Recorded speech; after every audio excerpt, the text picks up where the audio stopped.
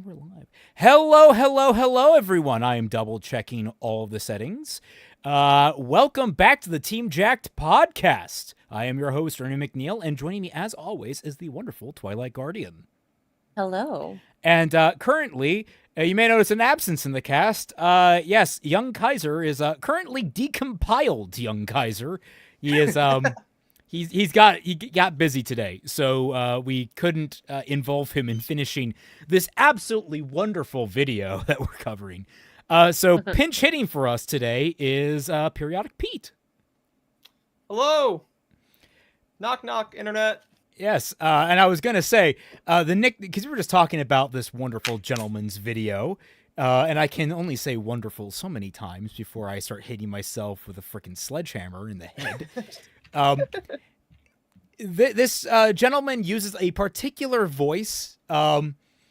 As a rarity that I mentioned, I'm an EFAP fan. No! Sorry, I didn't mean to start it. Oh no, I EFAP just joined the revoked chat it. room and it started playing. It does that. I hated that. I was gonna say, I have not made it hide that I'm an EFAP fan, and they have a nickname for this kind of speaking for YouTuber voice. They call it the 1 HP voice. Is that really what they call it? Yes, because it sounds like the person is like dying, and they're like trying to give out of breath. They're out of breath. They're giving their meaningful last words. Everything they're saying has just such an importance, and that's why you're snuggling up to me quite closely right now. I don't know if that's appropriate for this. Sorry, my mouse just happened to go to the right. I shall fix that. I will keep Celtic not the bringing mouse up. over to the left. I haven't brought up EFAP in ages on stream, at the very least. Okay, it's just I am pulling my once per month card on this. No, clearly you have an obsession. That's the only explanation. And the only reason I remember is I only just started, watching their current stuff. I kind of let it pile up in the background because they were covering the Iron Giant, and I'm just sitting here. I'm like, I don't like the Iron Giant.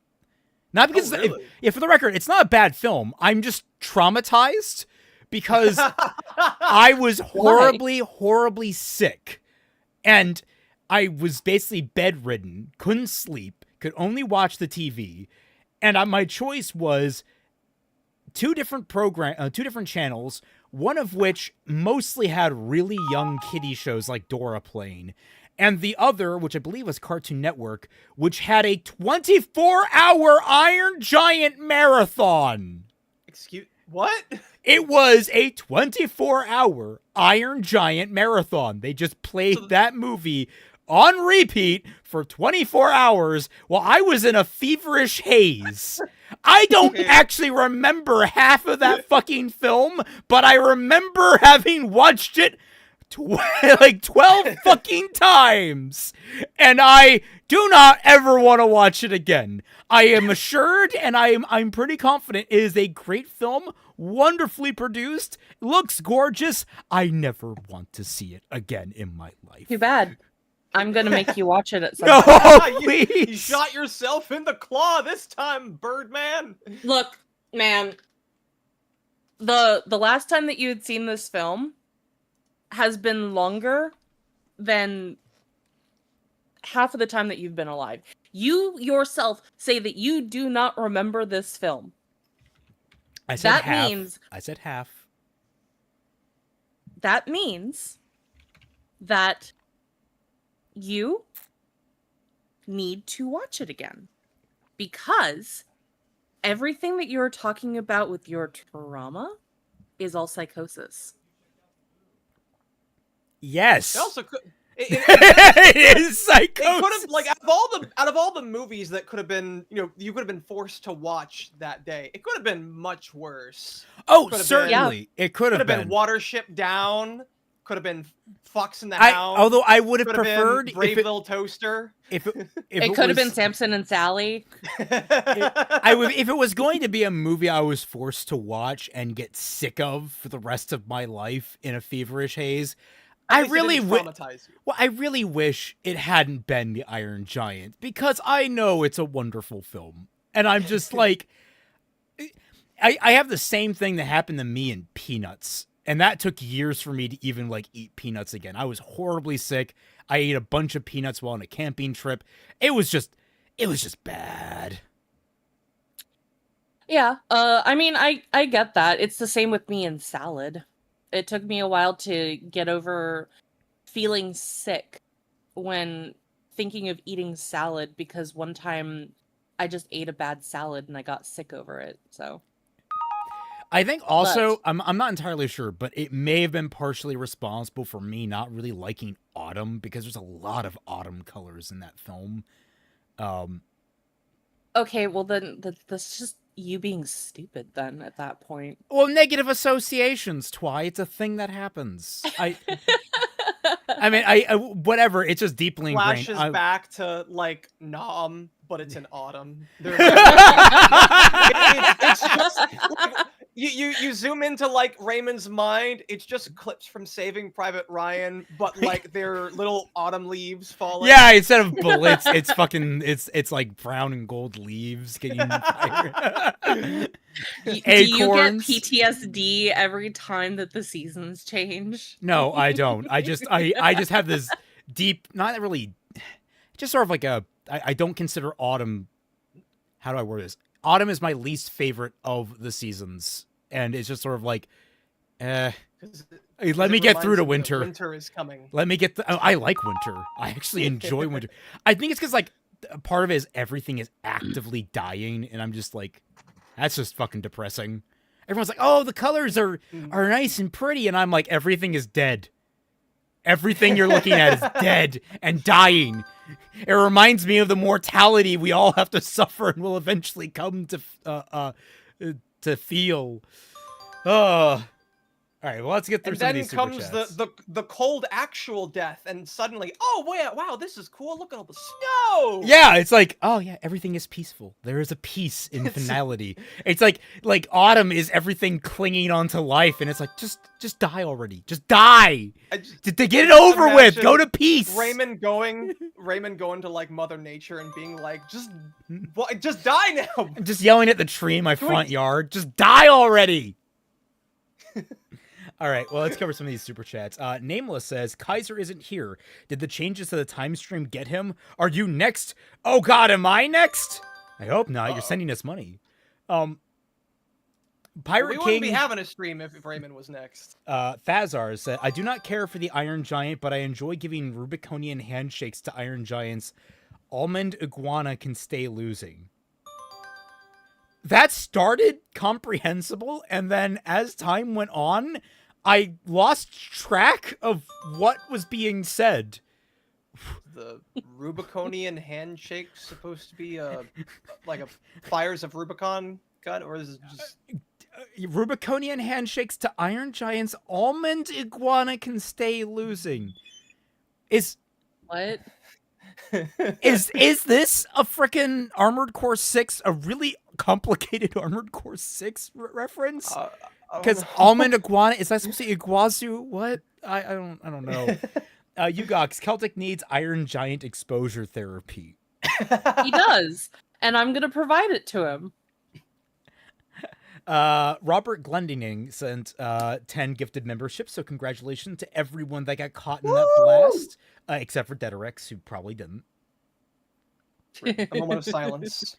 Almost at 20k. Am I almost at 20k? I'm at 19k. I haven't checked. Have I jumped? Have I made a recent it's leap? Still at 9. I'd have to see like the decimal point. It's Where's my It usually gives a decimal point. I was going to say, yeah, no, I'm almost at 19.1. I'm 15 away from 19.1, but I'm not anywhere near 20 yet. Gotcha. No, we have That's not too bad. Yeah, I'm getting there. I'm excited. I don't know what I'll do for the 20,000 subscriber special. But yes, we are back. We are watching this gentleman who looks like is it Harold Ramis? Harold Ramis. No, this is Rick Moranis. That's it. Different Jewish comedian. Yes. And he just finished covering, and we'll be seeing the last ends of it, Life is Strange, a horrible, awful game that he basically says, hey, the reason why it's good in this narrative, choose your own adventure style story is that it's completely linear and we don't actually get a choice in anything. Yeah. Which was weird because none of that had to do with how time travel was horrifying. Yeah, like, is it... Well, and it's weird, too, because it's oddly specific, because if... So was the point that he was making just that life is strange as time travel is terrifying because the time travel doesn't actually mean anything, and your struggles, I guess, are just for nothing? Because I feel like that almost more specifically just applies to Life is Strange, not time travel as a whole. Yeah, like, I feel like this man needs to take, like, 3 steps back in his writing process here. It's all over the place. Mm-hmm. The real horror is linear choice games. Yep. Absolutely. So you mean so Life early is Strange, David the Cage Telltale games? game? No, Life is Strange is actively worse than Telltale games. Telltale games at least have How dare some you variance in insult them. Telltale like that? They at least have some variance inside of them, even if they're minor. In this game, your 2 big choices are let everyone you know and love suffer a horrible, life-ending catastrophe, or let one person who's already been proven to be fucking awful and destructive and just completely toxic to your life die. Didn't Chloe also burn down a forest in the prequel game? Oh, I have known nothing about the prequel game, did she? I've heard something about how it might have been Chloe or her girlfriend before Max got like really mad at something, made a trash fire, kicked over the trash can, and then it burned down a tree, and then it turned into a gigantic forest fire. They apparently never suffered any consequences for it. Before the Storm was an acid trip of a game. That Amber? Oh, maybe it was Amber that did. Anyway, okay, I'm playing Digimon Time Stranger right now, and it's in no way horror. Yeah. Because we landed on time travel isn't always horror, but it is always existential, because when you start digging into it, you start to get uncomfortable questions and uncomfortable answers. Like, my go-to, Back to the Future. Marty McFly is not the same one from that timeline, and the more you think about it, the more uncomfortable and terrifying some of the implications can be, and ask questions of how he can integrate into this new family that are nothing like the family he knew. But if you care to well, explore that, yeah, I was gonna because say, you can always just ignore it. Yeah. Yeah. Yeah, well, I was about to say the same thing, because that's really only if you have a story that digs into it, because you could have a time travel story that doesn't even get that far, and just can use the time travel mechanics at its limited potential for comedic purposes.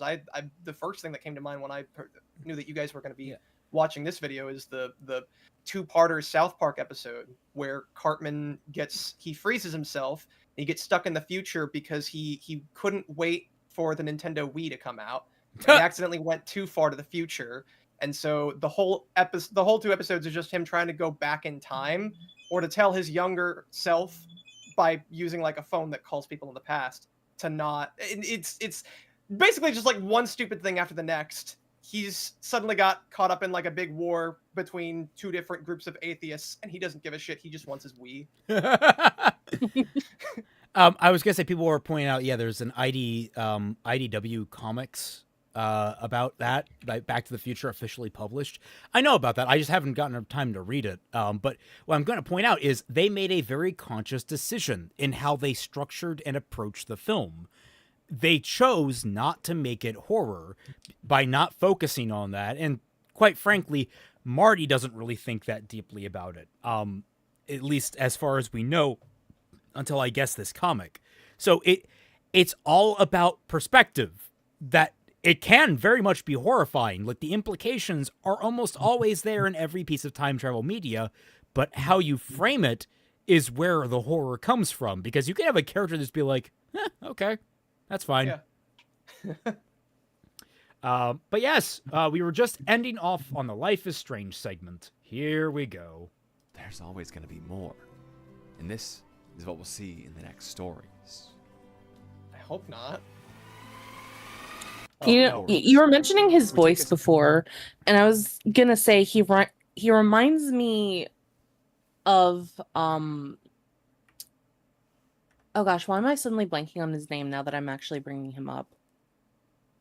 Cat Robot Boy. Oh, Zell? Yeah, Zell. Why? That's racist. Just because they're both British. No, he's not I- British. Wait, Zell's not British? No, I thought that he was it's been a while since I've heard his accent, and He has a British affect. does he? Yeah, I always thought that was a British affect. Am I wrong? I thought he was Australian. Ah, okay. or he could be New Zealand. I Yeah, think. I was Yeah. gonna say I think if he's Australian, there's like there are different versions of. I think he's a Yeah. softer variant, which is what can sometimes mix up. I can mix up with British. Okay, that makes sense. Zell's Yeah. Australian. Okay, I won't hold it against the Aussies. I mean, I could also be wrong. Like I said, it's been a while, and he also has that very soft I am speaking speaking very, very quietly so that I don't disturb my parents in the Well, next room well, I kind of think voice. it's more so like I'm speaking very softly and seriously, so you know just how serious I am and how correct I am, because I sound like a literature professor from all of those fancy schmancy movies. Yeah, I think I feel like this guy has a slight leg up in the pretension scale over Zell just because he has like those really Better- deep breaths, like he's always out of breath and is about to die, like something. Okay, I was gonna say, but he loses points because he doesn't have the hip thrusting. Okay.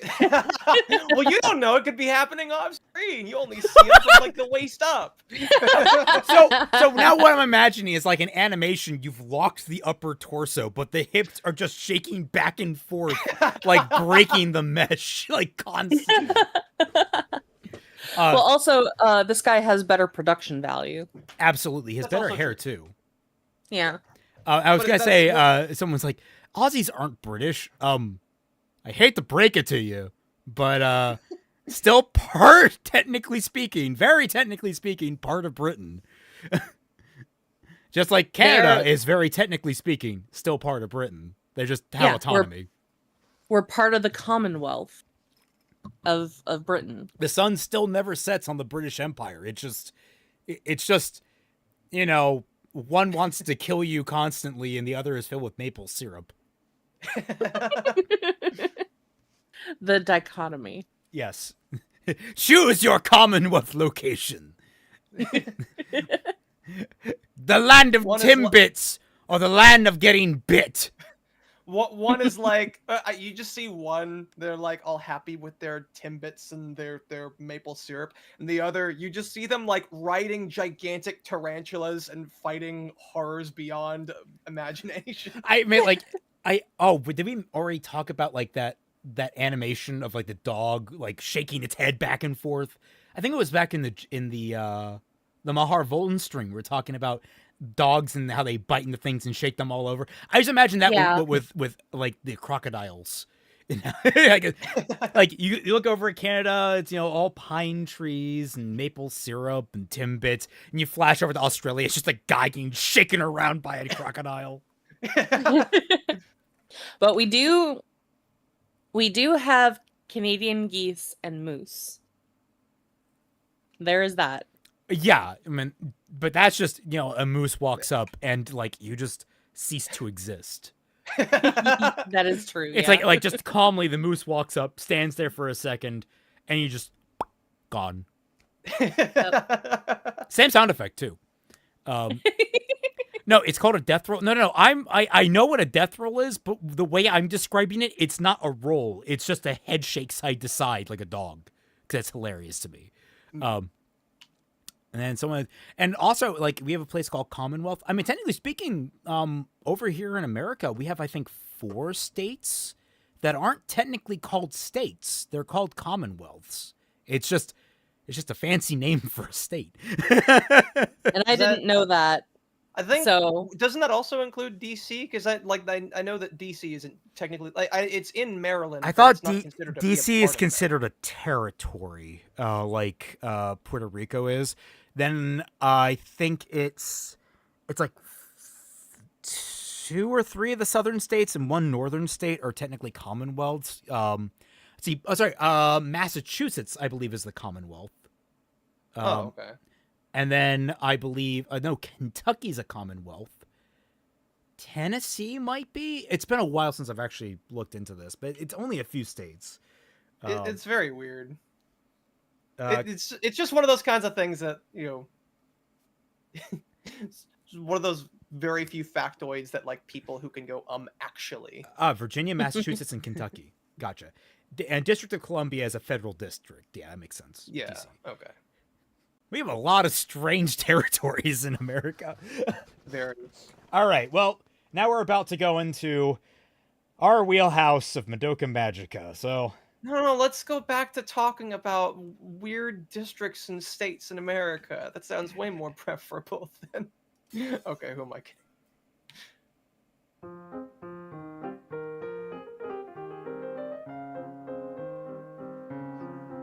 We take a step back 5 years to 2010 in Madoka Magica now, a show which hides its time travel premise for as long as possible in contrast to our other stories.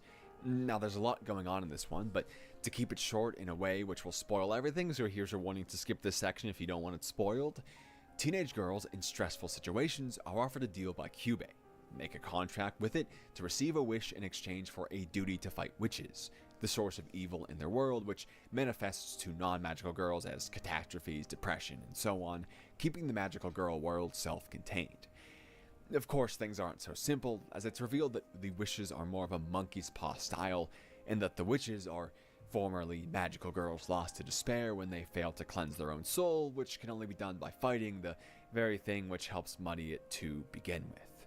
And so, from the second that they make the contract, their fate to one day become a witch is sealed. One of these girls is Homura Akemi, a frail and shy student who... Ugh, I don't like how you pronounce that. Okay, but like, guy, the majority of the horror in Madoka Magica has nothing to do with time travel. There is only one singular character that has anything to do with time travel, and like that's just one drop in a sea of despair. Yeah, And I will say Madoka is one of the series that I think does at least dip its toe into the time travel horror stuff. But I wouldn't even say that because like time travel here is kind of used as a savior option. It Yeah, I was is the about to say- one thing that is the thing that brings the characters hope. Isn't it also the whole reason why Madoka is able to do what she does Well, yeah, in the finale? Because Yeah. all the time travel basically creates this big convergence that turns her into a god, I think. Well, like everything else in the story, it's all a double-edged sword because yes, it gives her the power to do that, but also it makes her basically chief target for Kyubey, which drags her into it, which is like the whole like terrifying realization Homura has at the very end in her last conversation with him is like, oh fuck, I have only made things worse for Madoka. And also on top of that, the horror also comes with the nature of looping in time travel and slowly becoming completely desensitized to the world around you and becoming cold, callous, and destructive. To the point that like people who used to be friends, you have no qualms killing them in furtherance of your goal. Which isn't necessarily unique to time travel, but in the idea of like becoming callous over many traumatic events. But the fact that you're doing the same event over and over again contributes its own unique flavor to that kind of trauma. Yeah. Which I 'Cause, find like, it almost adds like a sense of inescapability to it, as opposed to Yeah. just having a series of circumstances that all just so happen to be tragic enough to like desensitize you in that sense. It's a But lot more. when we come to the idea of time travel is always horror, that kind of lends itself to the idea that there is a uniqueness to time travel that makes it horror that this really isn't touching upon. Well, yeah, no, that's the In thing my is, mind. like, in this instance, he is correct that I believe the time travel is properly horrific. There is a horrific element to how it's portrayed and utilized in Madoka Magica. This is an isolated, unique instance of how it is portrayed. So, how are you going to expand this out to the rest of time travel? It's also a different kind of time travel than we've seen previously. Because one was a guy that moved forward and backwards in time basically at will in his machine. Then we went to Life is Strange, which had a girl isolatedly reversing time in small instances and only briefly hopping between timelines.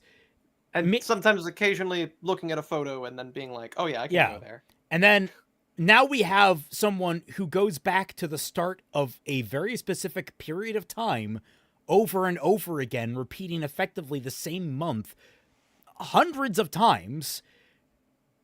These are not congruous to every type of time travel. I think it gets even worse when I really think about it, because moving forward in time, a thing that all humans do, is not inherently horrifying. So it feels like it can be exciting. Yeah. It's all like, all this is so mixed up in the fact that he did not define himself at the very start of all of this, and we're already completely fucking lost. And we haven't even gotten to him talking about the actual time travel in Madoka Magica. I've come to accept that, like, I feel the biggest problem is just the title of the video, because it feels much more like he just wanted an excuse to, like, talk about 4 different shows that he really likes that also just so happen to have time travel in them. Yeah. I maybe he should have titled it 4 shows I really like that involve time travel, which I think is kind of scary. Send help. Esquire. Transfers from a hospital back to school mid-year, finding herself constantly behind, whether it's sports or math. Feeling worthless and alone, with no connections or family to be seen, she becomes a prime target for witches and almost falls to the self-hate and depression they amplify in her. But at the last second, she's saved by her classmate Monica and upperclassman Mommy, developing a deep adoration and even love for the former, who begins to guide her through a new world, her first real connection and only spark of self-worth. From the gutter to the heavens, her entire world is lifted and changed for the better. Of course, things aren't to last, as Walpurgisnacht, a powerful witch, is soon tearing through the city and killing Monica. 1 minute. Daigato, you know time traveling into the future is just called sleep, right? It's called existing, my man. I'm traveling into the future right now. Like, it's going to break your brain, but there is no such thing as the present, and there's technically... Like, the present is just the constant movement of the future into the past. Mm-hmm. Congratulations. I have broken your brain for the day. I hope you understand that. In Metal Gear, they call time traveling to the future smoking. Whoa. And now this conversation is in the past. And Twy enjoys that. But there may be more in your future. Stay tuned. Are you saying all time travel is not the same? Oh, believe me, we're going to open that can of worms when we get into Steins Gate, because Steins Gate has 3 modes of time travel that all manifest differently. Yep. Oh. A girl who would always fight for the sake of people she loved. Distraught by the loss of this only valuable thing in her life, Homura finally makes a contract with Kyubey, willing to trade her soul for what she desires most. I wish I could meet Miss Kaname all over again. I want to be strong enough to protect her.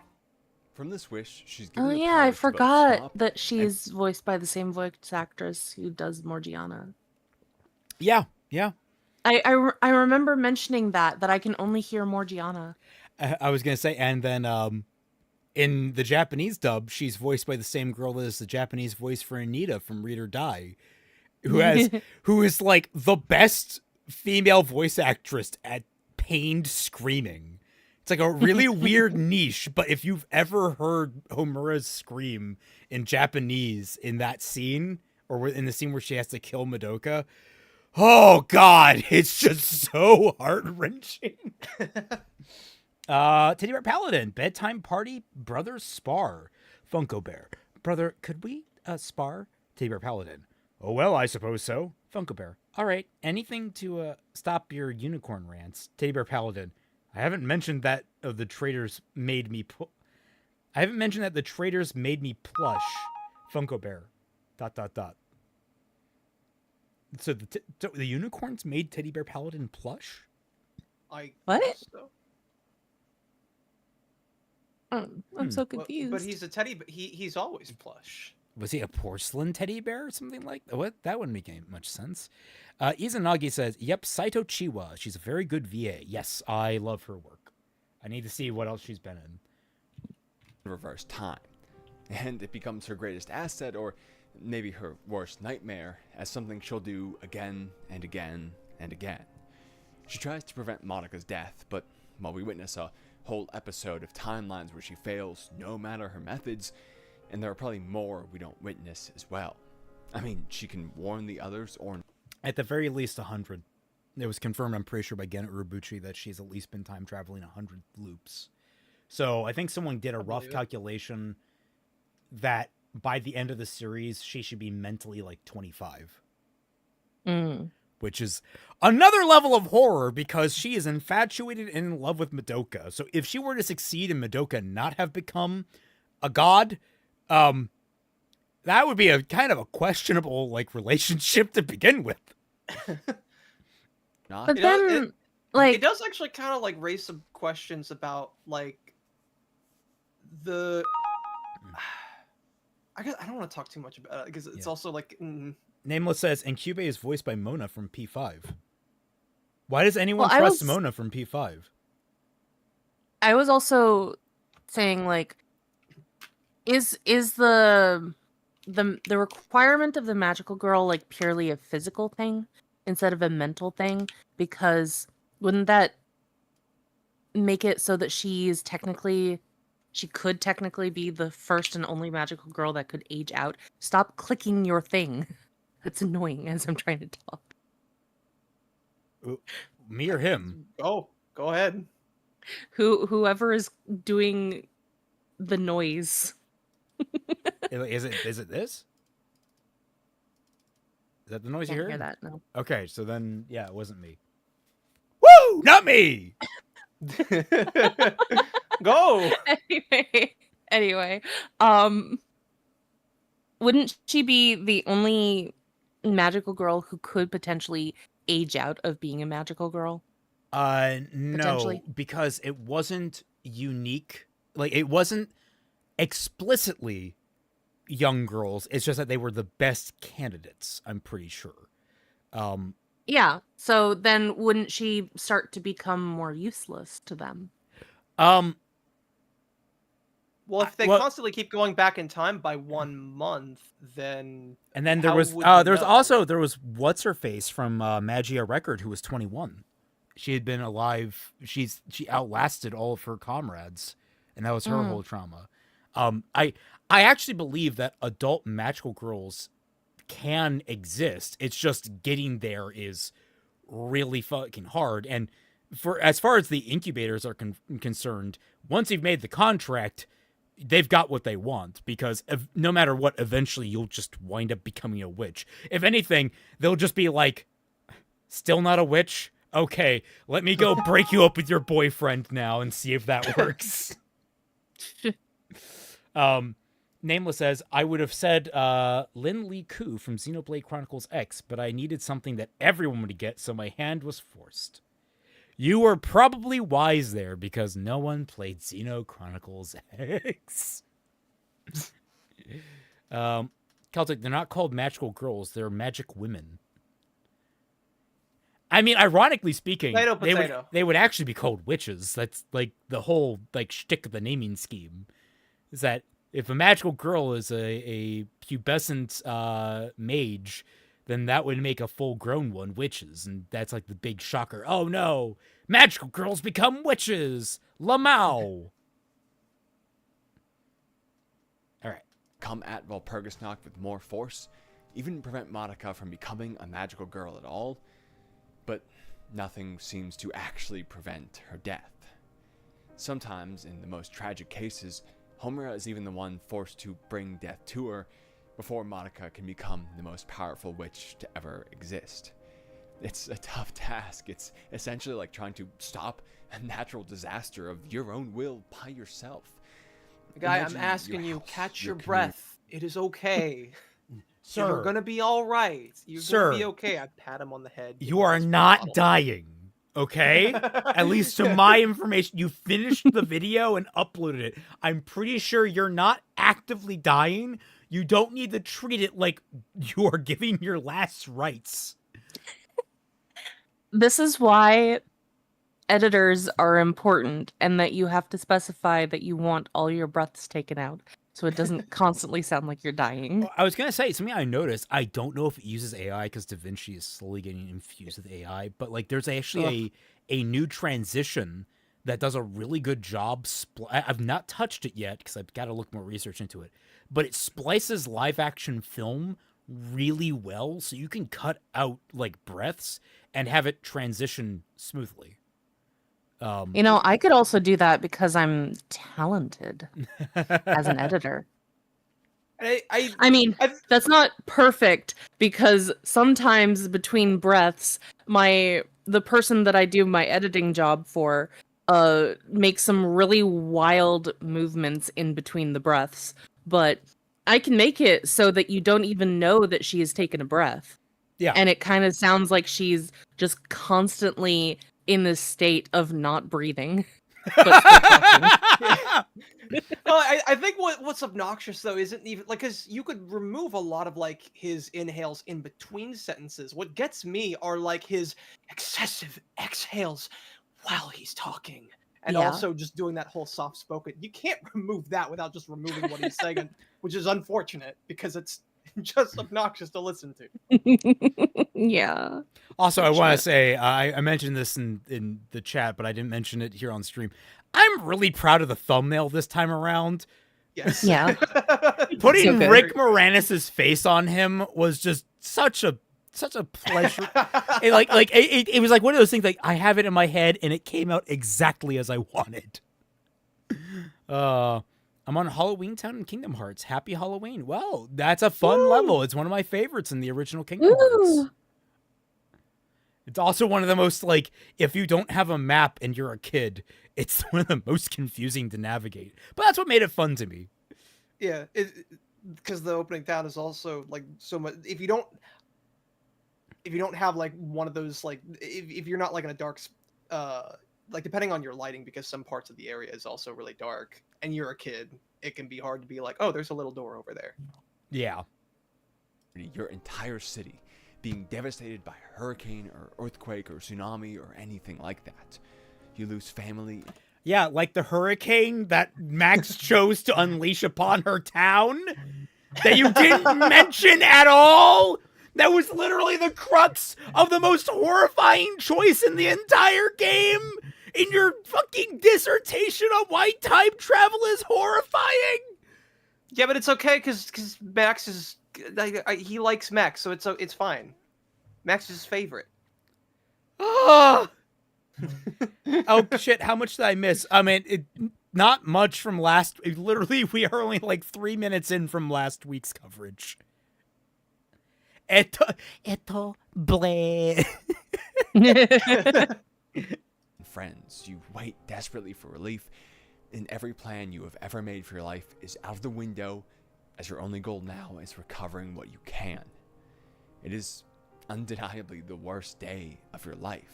Now, in Homer's case, imagine doing that again. I keep hearing Homer, and the fucking subtitles agree with me. You just And like again. every single time she fails to save Madoka, you just hear her say, "Go!" Don't. Yeah, dude, enunciate Homera. It's not that hard. I roll the R just in case. Yeah. Listen. What's the thing that you want to get when you're batting in baseball and you remove the N? Just that's. And again and again and again and again. What Homura is doing to herself is reliving exactly that kind of day. The worst that her life could ever have in such a short amount of time and endlessly. And this reveals exactly why such a thing fundamentally changes us. As regular people who live, for all intents and purposes, boring lives when compared to a story, these moments are spread out, usually not happening even within a few years of each other. We have time to recover between them. Sorry, I'm just enjoying watching Madoka wake up her mom. It's so cute. Yeah. Regain something which was lost. Our home, our friends, our dreams. Why life are their itself. bathrooms so We have huge, the time to though? recover what makes us human as we're pushed forward. Well, let's go into the deep symbolism. The deep symbolism. The of deep their- symbolism of they're filthy rich and they got a really good construction agency. Incredibly impressive architecture. Yes.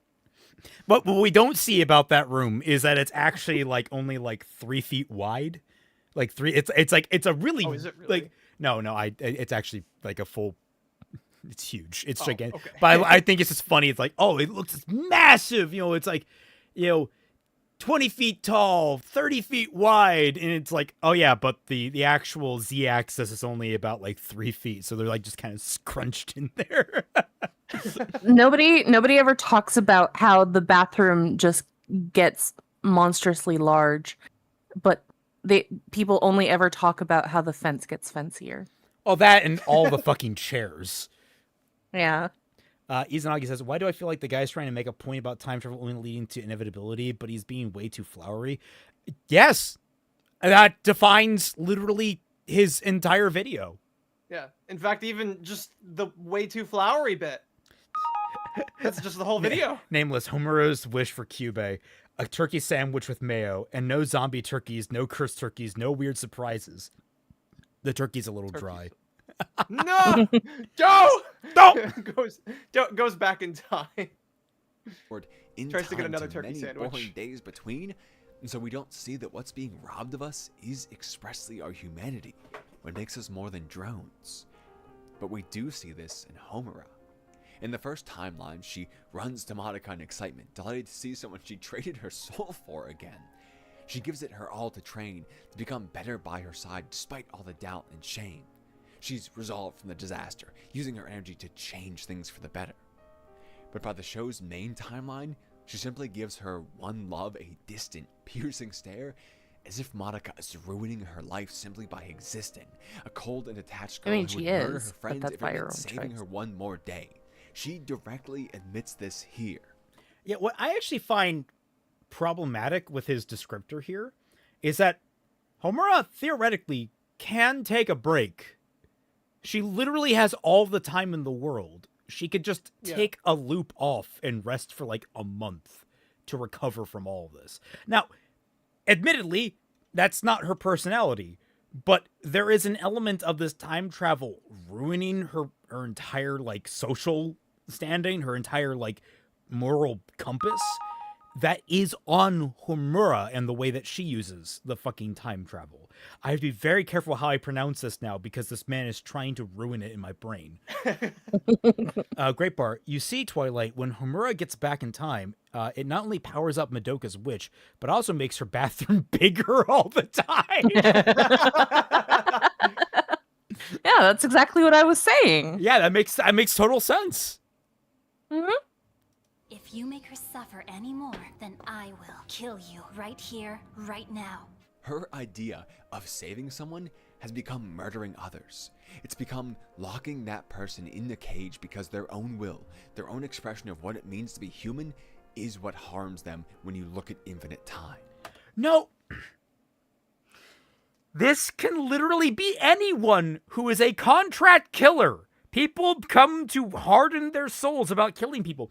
The reason why it's unique time travel shenanigans is that Homura sees these characters playing out the same beats over and over and over again, despite her influence, despite how she tries to change things, things always spiral down to being the same. She becomes temporally nihilistic, that everything is going to be predetermined, and no matter what she does, like, sure, there's variants. There's universes where Sayaka doesn't become a witch. There are universes where Mammy dies and Mammy doesn't die. These things all change, but what the ultimate result is, they lose at the end. And she's seen all the patterns. She knows, like, by this point, she's like a chess master who's thinking 10 steps ahead and knows that, okay, well, Kyoko went here, which means it's like a 90% chance this is going to happen now. So that means there's a 70% chance of this happening now, and I got to account for it in my plans. She is tired, and she is basically seeing these people as just basically computers on auto run at this point. It is that. That's the unique element of the time travel, is that she has gotten to know their daily patterns. She is playing the video game, and she has the fucking strategy guide open, and she's not seeing these people as people, they're NPCs. That's the horror of her time travel, is that she has actively lost her empathy for the people around her, even for the person she cares about. Like, you're in the wrong field to discuss this, my friend. Oh. In solving the past, she becomes that drone which time's passage and mundanity prevents. To handle so many worse days in a row, she has to become less human, less impacted by the loss of all the things which define our lives. The horror is how inhuman the time traveler must become to survive. So why does she remain in this loop again and again, even as it harms her so, makes her someone Monica is less and less able to actually connect to? It's literal torture which is costing her everything she's worked so hard for, so it doesn't make sense to do this, does it? You're going to drop the note? Are you good? Like, are you just building up to saying, why does she do this? Well, it's because she has to. It's like, yeah, no shit. Her friends are dying. The friend she loves the most, be it platonic or romantic, but the person she is most obsessed with in her life, keeps dying over and over.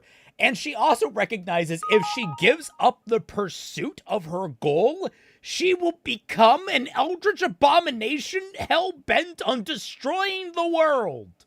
And then there will be no chance of saving her friends. Yeah, it's almost as if she set herself on this path. Well, she doesn't even understand the implications of this, but she is resigned to it. Crimson Rose. Hi, guys. Nice weather out today. It was a lovely day today. It was like 68 degrees. It was really nice. Yeah. In a way, I almost wonder if you could, like, put her... I almost feel like a lot of the stuff that he's talking about just there could also be applied even without the time travel, but if you replaced Homura with someone who was just... Well, I mean... Yeah, just someone who is just that much of a veteran magical girl who befriends other, like, magical girls, but also constantly tries to prevent, like, her friends from dying, and then they just always end up doing that anyways. You almost wouldn't necessarily need we the have time loop that. for you to be able to have. We have that. In fact, I mentioned her. What was her name? Why am I blanking on it? The Magia Record Girls didn't, like, Iraha's friend. Magia Record anime. Man, it's been a while since we've watched both Madoka and Magia Record. Yeah, it has been. Where's the list of characters? Oh god, it's gonna give me a freaking Yachio. That's her name. Yachio Nanami. So let me get clicky up, clicky paint tool, and I'll just get a nice little picture of Yachio for us. Yachio, Magica, copy and as image. There we go. Now I can manipulate this as we see fit, and I can turn off the screen so you guys can see. This is Yachio. Her entire shtick is that I believe she wished to be like a survivor. Is there a list of her wish just so I can easily... Powers and abilities. Inheritance. Furthermore, when she is in a state where she could lose her life, another person will suffer her fate and die in her place. She basically has the body block curse. So she goes through terribly amusing. Well, it's not one-to-one with Homura because, again, Homura does have special caveats because of the time travel. There are similar things you can achieve in terms of the horror that Homura experiences that are not unique to time travel. And you're focusing on the things that are not unique to time travel. Yachio, you know how it manifests differently between them? Yachio doesn't like getting close to people. She is afraid of getting close to people. She shuts people out, as opposed to Homura, who just ignores them. It's a different approach entirely, because to Homura, she's just playing through level 1 all over again. To Yachio, she's on level 395, and all of her companions have died up until this point, and she's terrified of losing anyone else. She has a fucking guilt complex, as opposed to Homura, who has a fucking obsession complex. Bedtime party, brother spar 2. Funko Bear pulls out a musket. Holy shit, Funko Bear's packing! Oh god! Covered in a red glow. Around him forms a line of ethereal muskets, leveled in perfect sync with his weapon. Funko Bear, ready, brother? Teddy Bear Paladin, merrily, strike! Jesus Christ, Teddy Bear Just Funko pulls Bear out a gun like the Kermit meme. Behold the most powerful spell of all. Are you prepared to meet God? Now you just reminded me of Janie's got a gun, I've got two. Wow, a gun! I was gonna say, like, fucking, that's a deep cut. If anyone gets that reference, you are officially old. Oh. But that's exactly the point. The logic she operates by is now different than what any human has ever known. We, as limited humans, have to come to terms with those worst days, our losses and our failures, exactly because we are limited, stuck in the time in which we're born and acting through. We can't try and fix a situation which is past as much as we may like to, because even if we have the will, the situation simply no longer is. Its time and place and people altered. We learn to cope with our failures, to move on in life because we have to. The limitation of our world demands it, and then eases the pain. Sure, we made a mistake, but we're just one person. We could never understand or control the full extent of a situation, see every detail and make the correct call. We did the best we could. But people can obsess over that. People... Have you ever met a conspiracy theorist, my man? No, Raymond, don't you... obsession never existed until somebody wrote the first time travel story. Obsession is a myth. It's like the Wolfman. Yeah, it's not like... Oh... You can't have people who detach themselves or disassociate themselves from the people around them, or become numb in any of the ways that we've heard him describe about Homura. At least not without time travel. That's not a thing. Also, I was gonna say, like, it's fiction. Like, are we allowed to say that the Wolfman is fiction anymore? There was that kid that's like, in all ways but physical, I am a wolf. He just barks into the distance. Isa, has this guy ever seen anyone with decision anxiety? I don't think he has. Probably not. We have to, and we are able to live with our failure because of this limitation. But Homer doesn't share the same limitation as us. She can pause time and see the exact attack which is coming. She can reverse it again and again to retry, each time uncovering more and more details. Hell, she could go back in time and literally just spy on Monica for an entire lifetime to learn every detail about her. Still, the funniest fucking moment in the entire show is just in one loop where Homura goes back and the first thing she fucking does is walk up to Madoka's open window and just really creepily say, "Hey, don't change," and then walk away. Hey, if you see this adorable looking cat thing with long ears. Don't listen to it and kill it on the spot, please. Thank you. Bye. I just noticed Twi's egg. Did Celtic excuse you? I am a male bird. Yeah, but you're a cartoon male bird, which means that you can still potentially lay eggs. I don't like entertaining this conversation. Yo, no Kaiser? Yeah, this video defeated him, unfortunately. He got blipped from the time stream. Yeah. Who's Kaiser? Exactly. Huh? I don't know. A whole timeline and information alone if she wants. Her time is literally unlimited, so what does it matter? Spending a whole lifetime just to know what happens on one day is of no cost compared to infinity. She has no need to cope because of that, and so she never does. She'll stay, even as it tortures her, because lying ahead of that torture is the potential for an infinite time of joy. No, she can't cope because she's on a constant fucking clock. Because, okay, she can take a break, theoretically. But there's also the caveat that if she runs out of grief seeds, everyone is fucked. Like, we're not talking about the fact that she needs to, like, we can put a Madoka to the side. Homura will witch out and fuck everything up because a witch with time powers? Hey, guess what Rebellion was about? That was horrifying. And is still horrifying. She rewrote reality because she is just as powerful as Madoka by the end of the series. But then, on top of that, Kamihara just gets fucked. I'm sorry. Sorry, it's a Mitakihara. Kamihara was Magia Record. But the entire town just gets wiped from existence by a fucking demon, all right? She doesn't have her every timeline that we see of her is her trying her damnedest to get out of her timeline. To get out of the fucking loop is to end the problem so she can just live a normal goddamn life. And she keeps failing. It's not like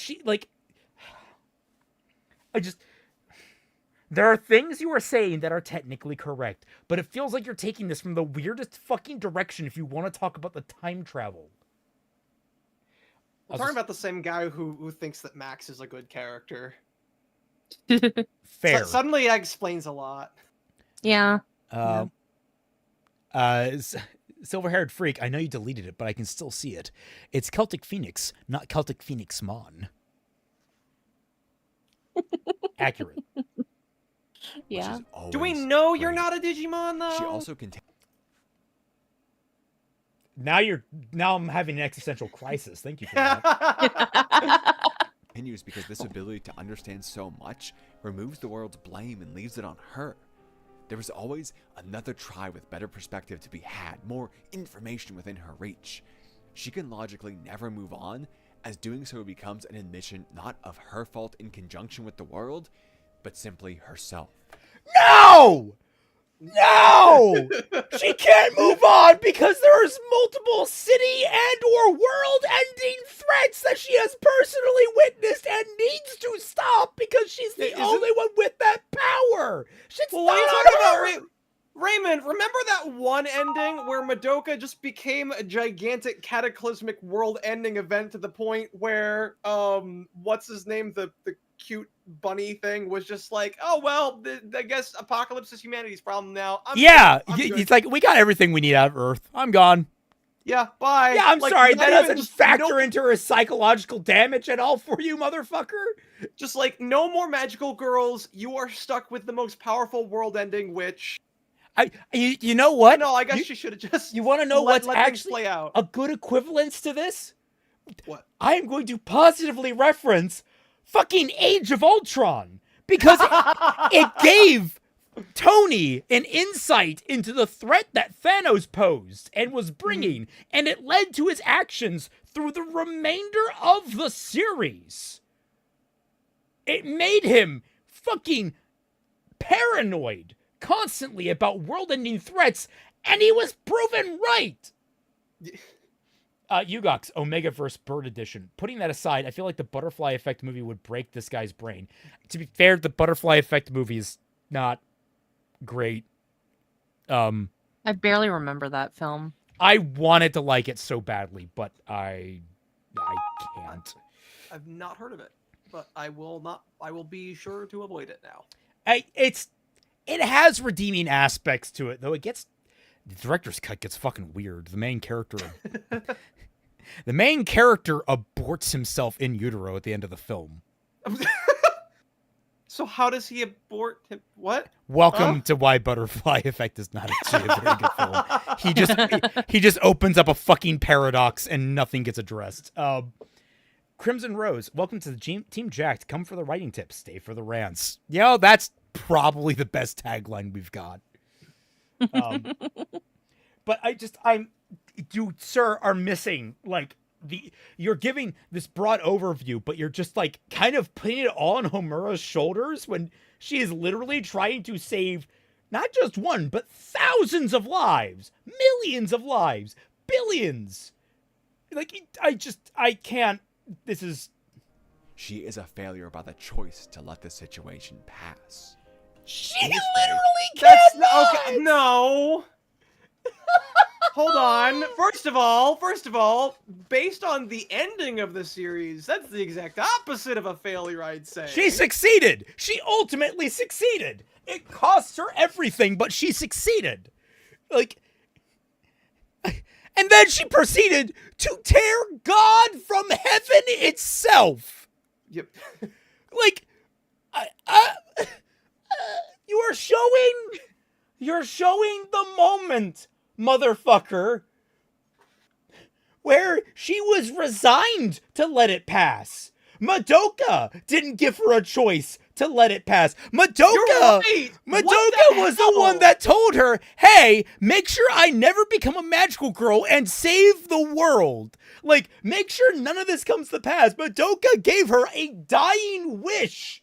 You are forgetting that she is trying to honor her dead friends' memories when they were both already resigned to dying and becoming the worst witches in the world.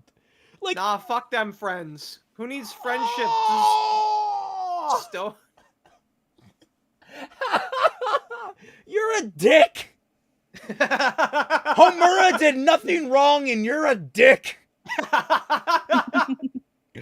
Just end the video there. Izanagi, why do I feel like we got enough material out of this vid, streams over good night levels of what the fuck is this video?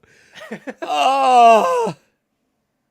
In fairness, I think there are worse videos you guys have covered, but yeah, no, this is up there though. yeah, there are ones that have made me angrier, but this one is just so this feels like eating 0-calorie snacks.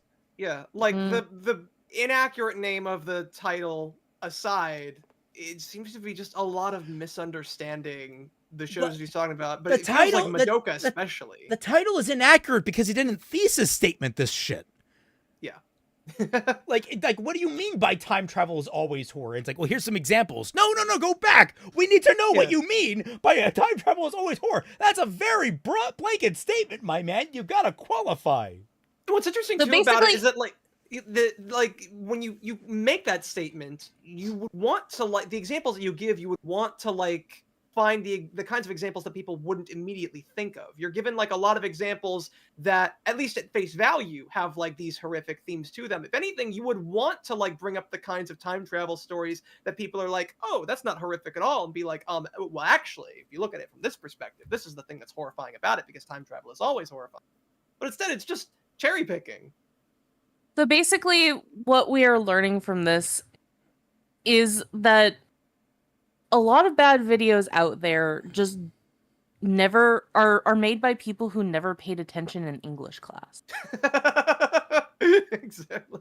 No, I think it's actually the opposite. I think this man paid too much attention in English class and he had a really shitty professor. No, because if he paid attention in English class, he would understand how to write a paper. Oh. No, that's fair. Yeah. Oh, I'm sorry. I was thinking much later English classes where he was probably interested in things and not the early how to write a 5-paragraph essay. Yes. I wasn't thinking this man was basically illiterate until the age of 12.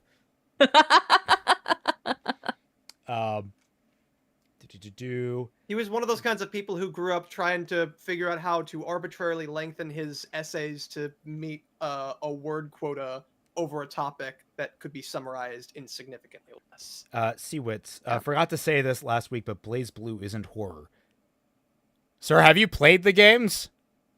That storyline's construction is horrifying.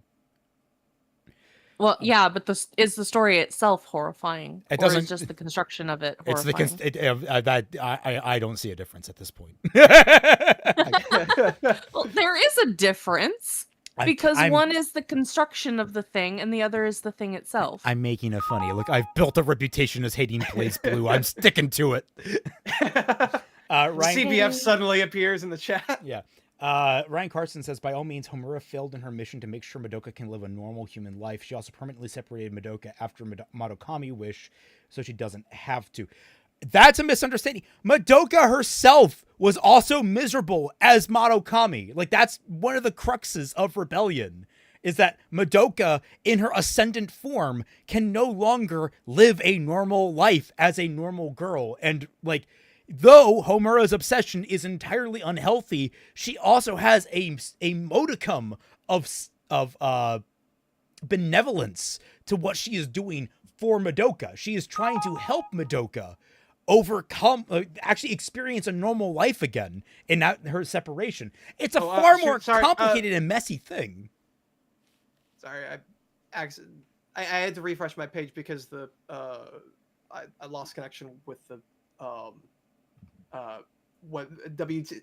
website, and it should be at the same time for you. Let me just it is. It just started playing briefly. I didn't know if it was. Oh, it did. Yeah, that that didn't happen on stream, so that's good.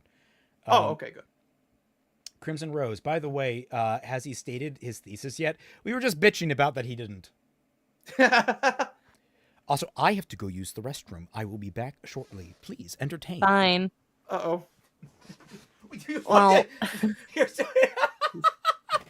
angry about it. What you're asking? It's just so us to- sudden. It's a video about time travel, and it's just me and Twy. I don't have Yeah? much to work with. What do you mean? What you've made it pretty clear that you don't like to talk about time travel. I never said that. Oh. I just said that it's annoying to talk to Raymond about it because he is so set in his ways that time travel needs to be this specific thing. And I'm saying, no, it can be whatever the author wants it to be. Gotcha. Yeah. So, like, I enjoy time travel. I think that time travel can be very fun. I have several stories that involve time travel. One that I don't think that I've even talked to Raymond about, which is about teenagers time traveling through history to create a park sanctuary for prehistoric creatures. And that doesn't really it has no horror elements to it, really, because the whole thing is that they're trying to be as environmentally conscious as possible, so they only go after animals like right before they go extinct and stuff like that. And also have no, for sure, they know that these creatures aren't the ones that get fossilized that we discover and stuff like that. Mm-hmm. Yeah, I do find it kind of interesting how, not for all of his examples, but sometimes it really does feel like the horror that he's saying is in time travel feels more incidental and not necessarily caused, explicitly because of time travel. Which, I mean, there's plenty of like time travel stories that like just prove that much anyway, like as if we haven't already shown how time travel is not always horror. A game I played, I think just last year, Outer Wilds, is a game that does have time travel in it, and there are definitely horrifying parts about it, but like the act of going back in time and looping the same 21 minutes again and again is almost hardly the most horrifying thing about that game, in comparison to gigantic anglerfish and the heat death of the universe. But Yeah. It's just. And I Again, think what's also like, I'm trying to like give this guy some degree of credit because it really does feel like the video was just him wanting to talk about like 4 stories about time travel and why he really likes it, rather than actually trying to argue that time travel is always horror. But like at the same time, the fact that it's there, it's in the title, always mocking you, and it still feels like at the end of each of his individual segments, he's trying to like summarize of, oh, and this is why time travel is always horror. It's hard to like even argue that is in good faith that is what he's trying to do. Like if it was purely in the title, I don't think that I would have as much of a problem with it. But it's the fact that he also puts it in the video as well. It's in the script.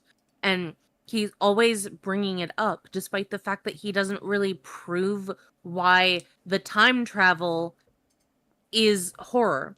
Mm-hmm. And it doesn't seem to be true no matter which way that you slice it, because you have stories like Back to the Future, where, as we discussed before, because they don't focus on it, yes, the potential is there, but potential doesn't mean jack fucking shit unless if you actually do something with it. I'm sorry, but potential doesn't mean anything. It's just an avenue that you can go down. It is a street that you can choose to walk down, but you're not walking down it, so it doesn't matter. Hey, I'm back. Why are you talking about Ruby for? It's like trying to say that like stories are always horror, because it's like, but they're not. Look at all these other examples. Just don't pay attention to those. Pay attention to these. Well, I was gonna say I did a video talking about different time travel. I did a few videos. I'm trying to remember which one it is specifically, but I talked about some of the horrifying aspects of Homura's time travel. One thing that's a good example: the Madoka she meets in every single timeline, barring Marukami, is a different Madoka. Every single time she loops, it's technically a different Madoka because she has influenced the reality around her and has nudged Madoka in a different way. Madoka's memories keep getting basically reset, and so every experience Madoka has is new, and she may not behave in ways that Homura necessarily likes or does. You know, like there are different elements to how horrifying that can be, and it does get kind of rectified at the very end because Marukami has seen through all the timelines. She has witnessed everything Homura has done and all of her past selves have done. So it's one of those like big questions of whether or not when you time loop or when you time travel, like, is it divergent timelines? Is it you got to ask what kind of time travel it is, because it depends on what kind of horror, if there is any, that you run into. Twi is very much a fan of the modular timeline, where things kind of, not modular, the self-rectifying timeline, the one that kind of smooths itself out as time progresses. Which, well, it's not necessarily that I'm a fan of it. It's just the one that I chose to do for one of my novels. That's all. Right. And that can smooth out a lot of, but also raise some. Like, I mean, there's always like the time travel. Honestly, there is a little bit of horror in Back to the Future. It's him looking at his family photograph, and gradually family is getting erased from it. That's and his like hand is also like going. Yeah, his hand's fading away. And I go into how that contradicts the whole there's a second Marty thing. But I, don't want to go down that can of worms. It's a fun movie for fun. And I can appreciate it as that. I say so as much when I covered it. I just think the rules are a little flumpy. Anyway, yes. I disagree. Horror of time travel is godhood. It forces one to try and be perfect. Okay. I don't know if I agree with this. We just got started. We literally didn't you? Okay, hold on. The horror of time travel is godhood. Doesn't your example prove that? Like, what if you have a person who like travels in time but like not a lot, or they only travel to the future, It's not, or if they only travel once. but it depends how you define godhood. Like, Yeah. it doesn't really give you, like, it theoretically, if you loop enough, it gives you omniscience about an isolated area, because there's no way you can theoretically, like, case an entire planet and store that in your brain. Like, the human brain does have a limitation on how much it can actually think. There's a reason that time starts to dilate for us as we get older. Like, if a meteor is gonna hit the Earth, there's nothing that can stop it. Yeah, and you're it's not imminent. omnipotent. Like, you're taking You're away one of the other core tenets is omnipotence, and Homura is not omnipotent. She is not all powerful. I am sorry to say. Also, Teddy Bear Paladin. Well, then I guess she cannot be all good either. Oh fuck. Funko Bear fires his musket in sync with the magical firing line, letting out a line of powerful bright red shots. A row of blue shields form in front of Teddy Bear Paladin. A magnificent volley, brother. Show me more. Are they Make a just mortal line. becoming, like 1800s noblemen who just go on a hunt? Yes. That's what it sounds like they're becoming. Just imagine them with like little pop muskets, the ones that shoot little corks. Godhood, no, no unless you man manipulate it. I'll take that. It's a no unless you manipulate it. Let's be real. Evil Madoka is only bad enough to kick puppies and disobey parents. It's about the evilest she can go. Kyoko would be scarier if she went full supervillain. I mean, Kyoko doesn't have enough ambition to go full supervillain. Her entire shtick is just doing what she fucking wants in the moment. She's already kind of at the nadir of her entire arc. Sayaka would probably be the one. I mean, that's the reason she turns into a witch. Sayaka's the one to be scared about. And understand the immortal. There's more logic as to why she remains in this above just fixing it, though. I think that even if she could fix it, she would end up in this loop the same way. I've always stuck on the detail that when she makes her wish for Madoka, she specifies not to be able to be with her, but to meet her again. This ties it to that specific moment of hope, the one where she feels like a valuable person for the first time, someone worth saving, watching in amazement as a literal magical girl appeared before her, glamorous and amazing, before she ever knew how dark this fate was, and it seemed so golden and perfect and hopeful. This, in contrast to what we just covered, is the best moment of her life, one she'll always remember and be tied to. It's what made everything that follows. Normally we have these moments, and the same thing happens as with our worst. The world changes as time moves on. We wish desperately to hold them. We would live in these pockets that the best reality has to offer if we could, trying to do anything but face our greatest fear of the unknown. This man literally just ignores the end of the fucking story. Yep. He also ignores Rebellion too, which I know a lot of fans want to ignore, but they're being stupid about it. Like the thing for me when it comes to Madoka is like it's a very hopeful story despite the fact that it's so mired in these sad things.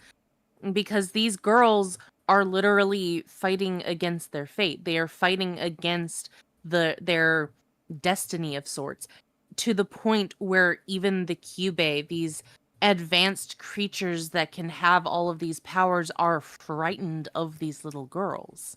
Yes. It's like it is, despite the horrifying things and all of the sadness surrounding the story, it is a very positive message. yeah. It's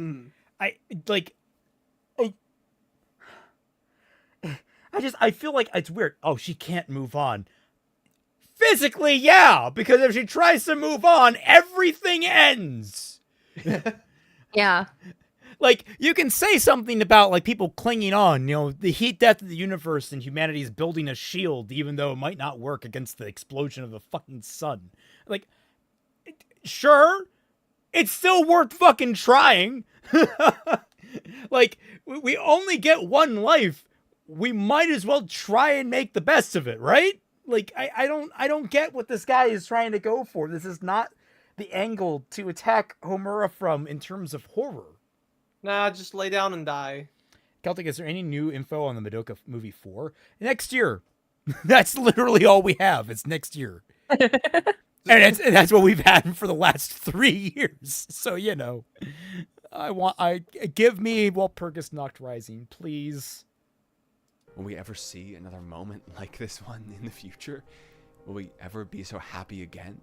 Will our successes and greatest... This is the other thing I don't really like happen? about his delivery is that, like, not just the exhales, but, like, the masking laughter, or the masking nervous laughter of, like, will this ever...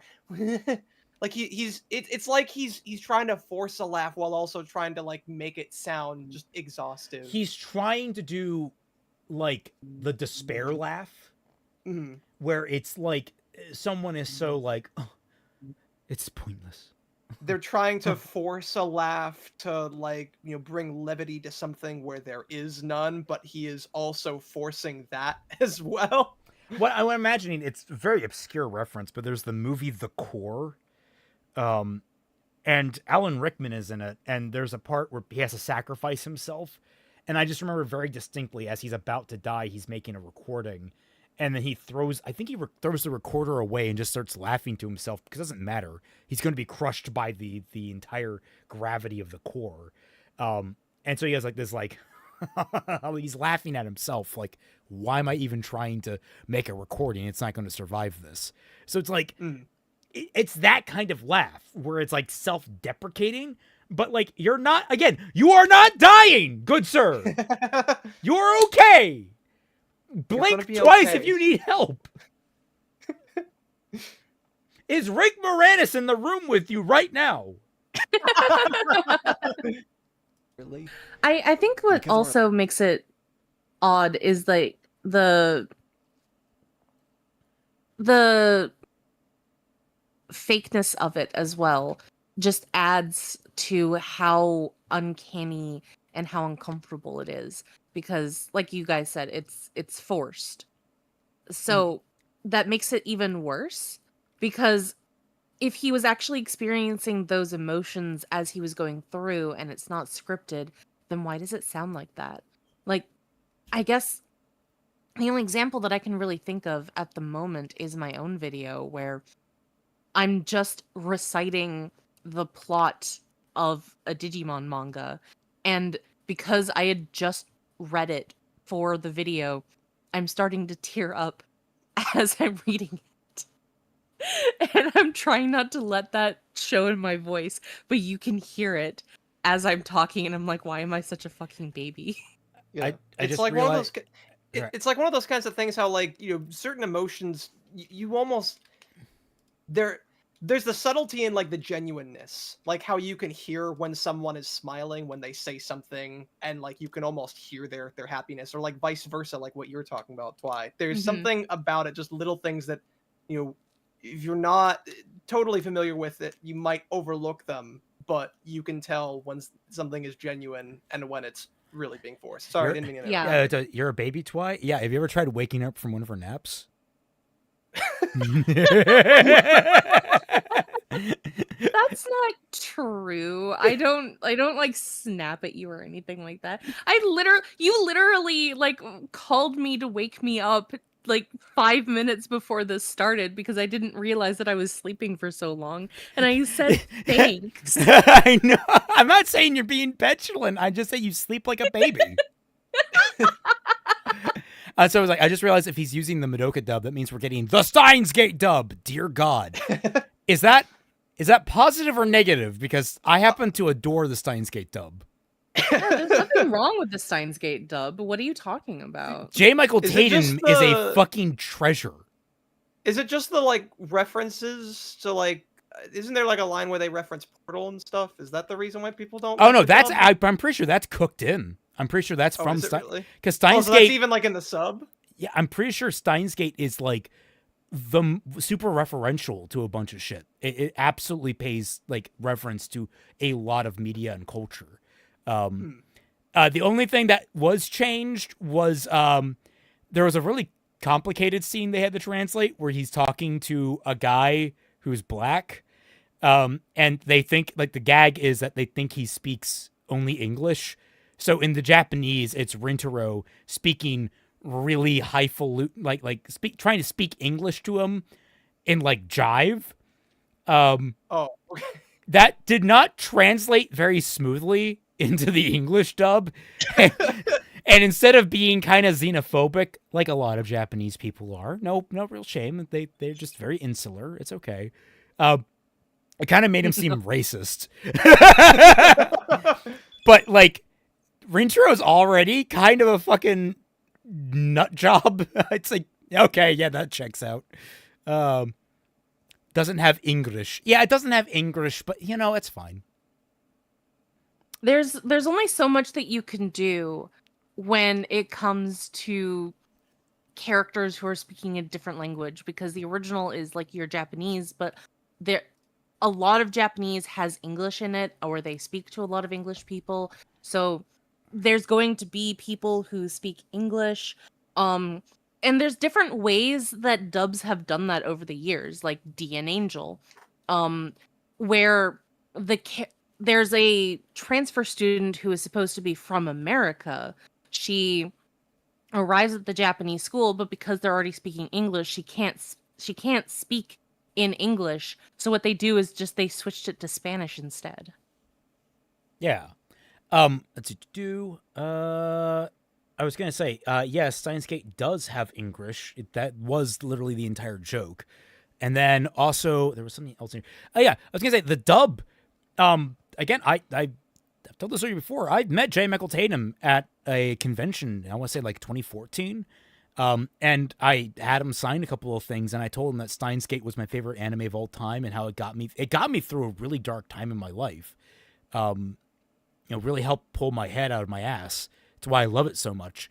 And he and I had this moment. He like held my hand close. Like, it was like, we basically just shared a moment, because he talked about how hard that entire work was on him, because he was also the translator. He was the writer for the English dub. And he apparently had many breakdowns over that script, because he was trying to put so much effort into it.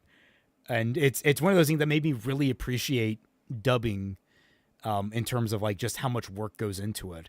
And it does. That's also what makes me pissed when I see people like dub things terribly, like in terms of like, they insert like their political agendas and shit. Looking over at you, Dragon Maid, like. Shit like that pisses me off, because you have people that are doing their damnedest and being miserable while doing it. And then you have people that are just like, yeah, I'm just going to insert this here, even though it doesn't make any sense. Like, fuck off. Mm-hmm. Let's talk about dubbing instead of talking about the time travel bullshit this guy is. Well, still, one of my favorite examples of dubbing or not dubbing is Slayers. And it made the joke funnier. The dub of this one episode of Slayers is funnier than the original Japanese, because of what they did to it. So the whole thing with this episode is that Lena and Amelia have to dress up as like magical girl idols, and they have to sing a song. And it's really funny because Zelgadis, the broody emo guy of the group, is like trying to sing the song for them so that they can sing parts of it, and he's really getting into it. It's really funny. But in Japanese, the song just plays straight right up until the end. In English, though, they play half of the song in English, and then Lena just says, "and now in Japanese," and then the rest of the song is in Japanese. Because I couldn't finish recording. Like, I that was... No, they didn't feel like finishing it. Yeah, exactly. And like, that's like one of the smartest ways to be lazy, and like it works for Slayers, because Slayers is a comedy, so they found a way to like make it even better. It's great. Yeah, so good. Yugok says, my issue is that he's leaving out elements of these stories to make his point. He did it for Life is Strange. Madoka and Steins Gate is next. I mean, Madoka is already fucking here. Like, he's already leaving out, again, the inevitable demise of an entire city, if not the world. Kind of a big deal in her entire psychology. What if there was a buddy cop style show about time travelers from different time periods, like an 1800s professor teamed up with caveman and a cyborg? That sounds like it could be Time Force, but better.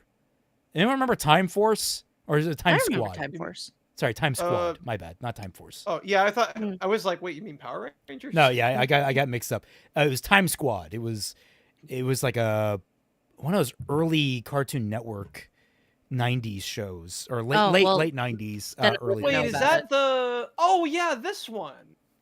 Yeah, I never saw it, but it looked. Yeah, I only caught a couple of there. episodes of it, but I remember really liking it.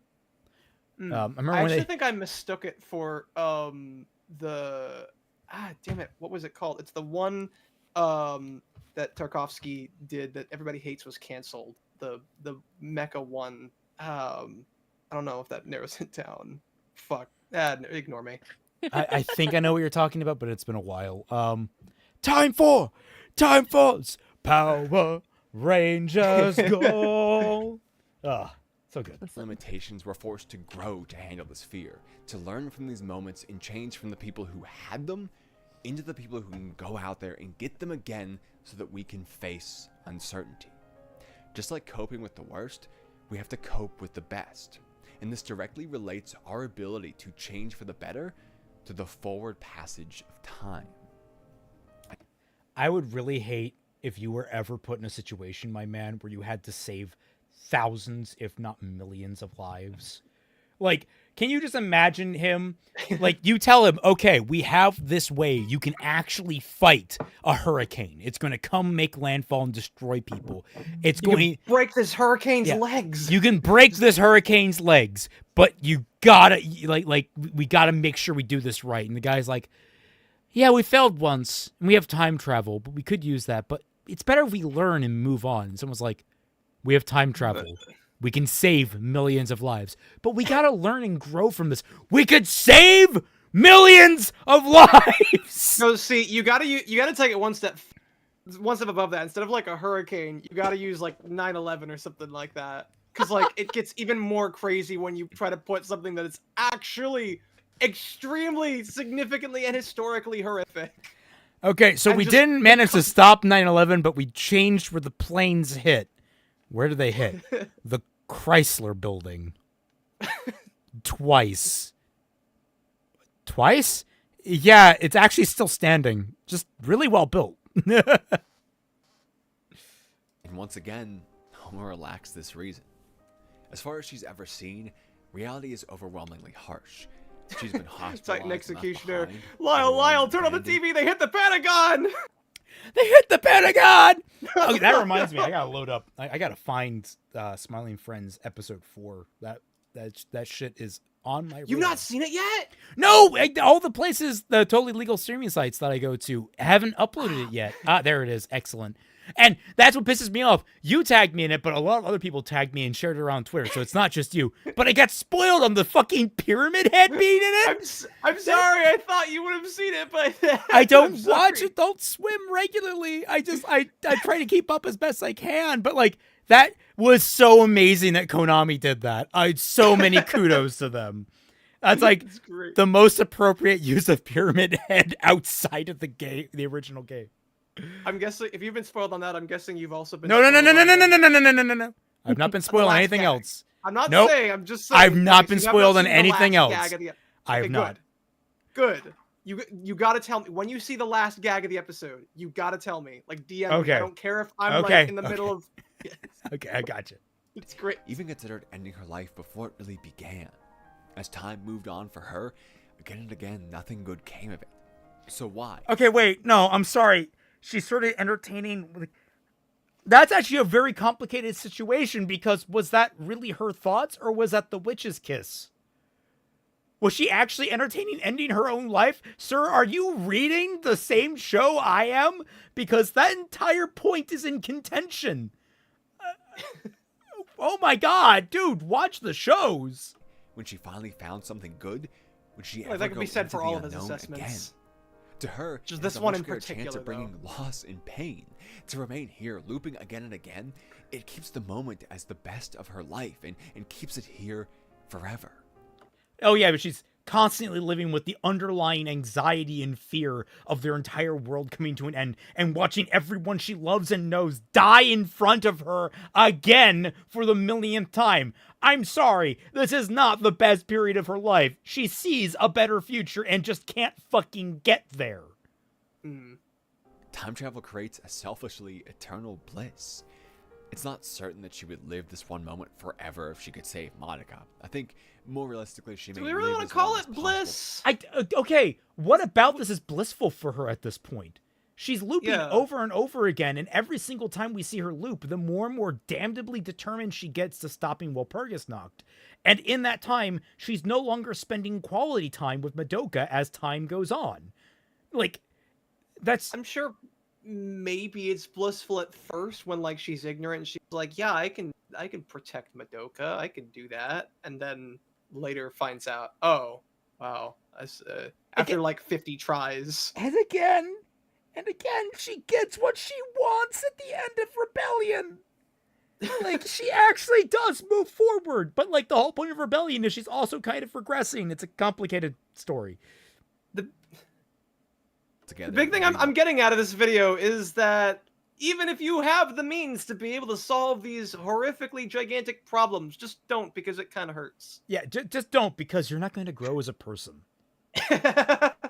Well, I mean, yeah, I'm not going to grow as a person if I'm dead along with the rest of the world. Yeah, exactly. You got a point there. Bedtime Party Brothers Spar 4. As the shots of red energy disperse into circular waves or the blue surface shield surfaces, cannons of the same translucent nature of Funko Bear's muskets join the line. Funko Bear, as you wish, brother.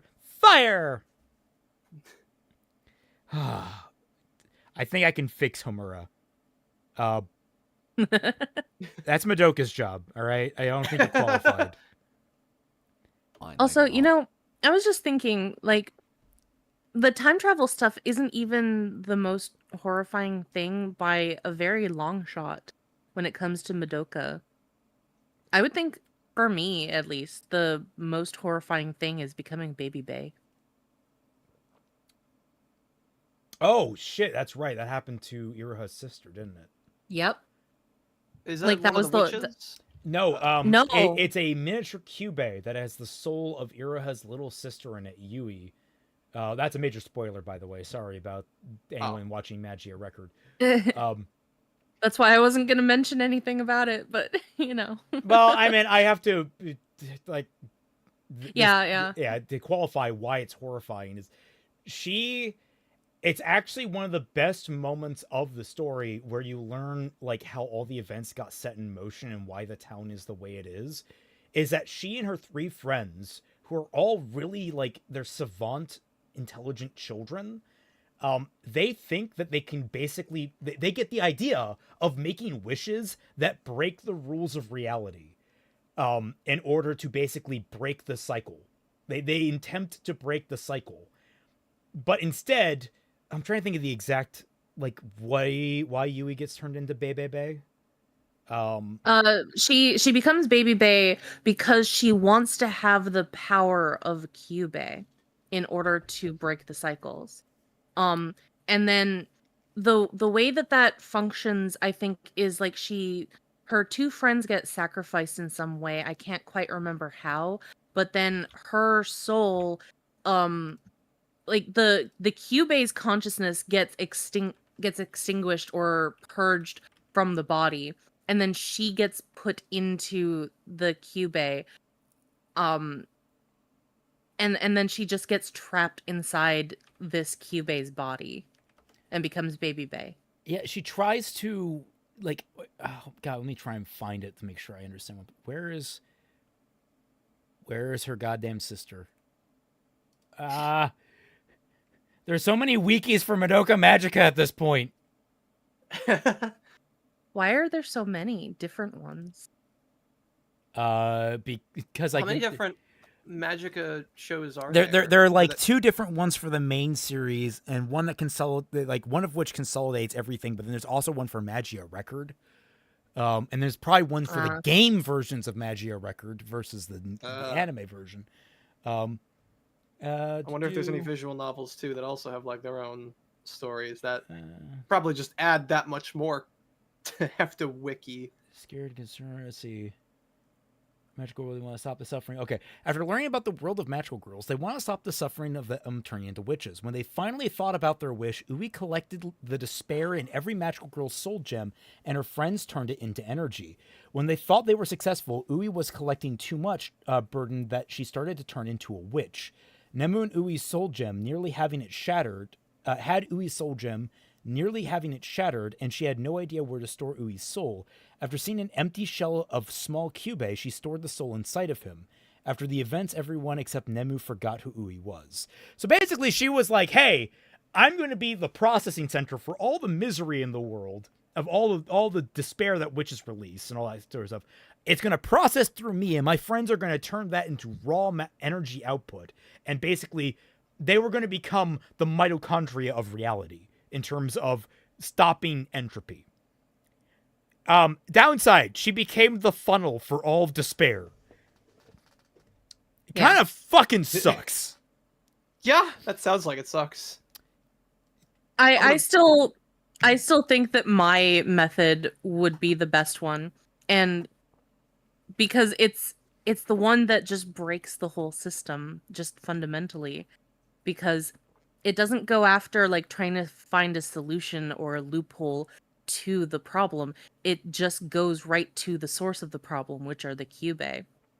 And that is, if I had to make a wish, I would wish for the Cube to have human emotion and understand why what they're doing is horrifying. Which is why Twi's favorite character is Hitomi, because if she were to become a magical girl, she had a very similar wish. Like, it was like to make them all cease existing, something like that. Something like that, yeah. But she never gets contracted as a magical girl, so we can never see that. Yep. Which I just find infinitely amusing and kind of sad. Because I like the idea of Hitomi as a magical girl. I think she'd be fun. But even so, is there any reason for her not to undo every little mistake or threat along the way? Why deal with the relationship breaking down over differences, for example, when she could just rewind time to when they were completely happy? That is not why she rewinds time! Why do you keep saying that it is? Okay. Oh my god, this guy does not understand... Even having only rewatched like the last 3 or 4 episodes just to get myself caught up on like the time travel stuff, even I could say that is not the reason why she goes back in time, dude. This gets worse. This gets worse when you take into consideration there was one of those mobile games that actually used Homura's time travel as the framing device, as like why the visual novel element keeps resetting. There is an ending you can achieve where every character Homura has optimized their fucking lives. Everyone is as happy as they could possibly be. Mommy is a fucking idol, for Christ's sake, and she's loving it. Everyone is in super good sets. They go up against Perkusnocht at maximum power, and they lose. They lose fucking hard, because you cannot beat the game outside of the canon ending, because this is not supposed to be a timeline where Homura wins. It's good sir, Homura is suffering, and it's not really her fault. I'm just baffled that just with that one line, we now learn that this man fundamentally does not understand Madoka. He really doesn't. It's like, I'm sorry, if I have someone who I love die in front of me, and I have the power to time travel, you bet your sweet ass I'm taking that risk.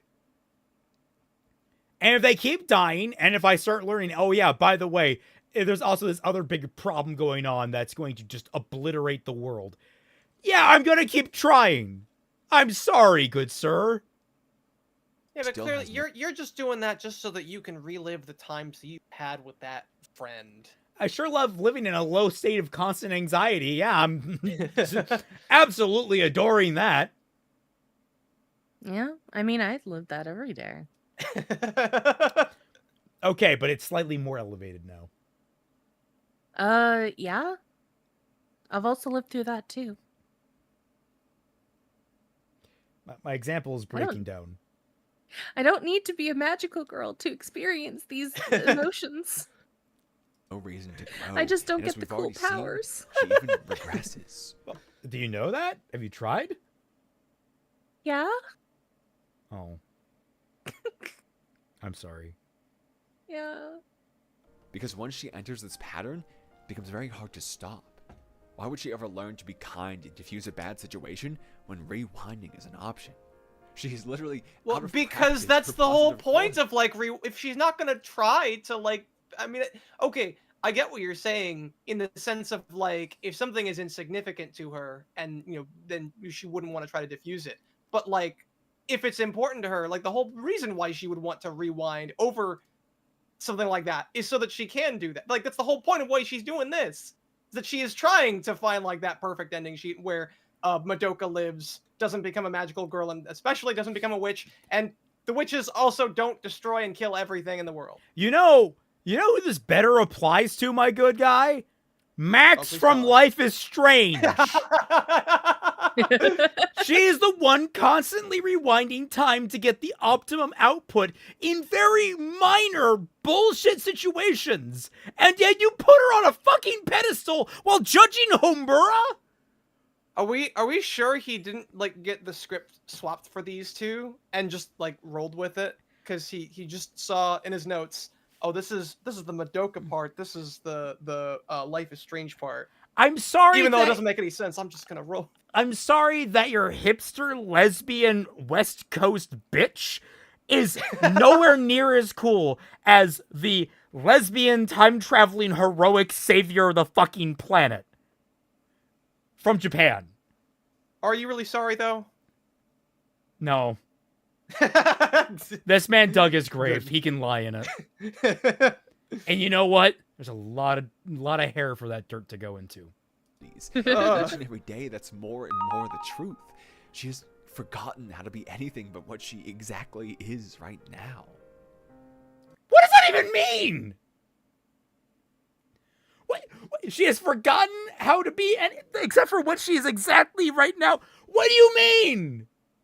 What do you mean? We see as over every loop, she slowly dehumanizes herself and others around her. She loses parts of herself.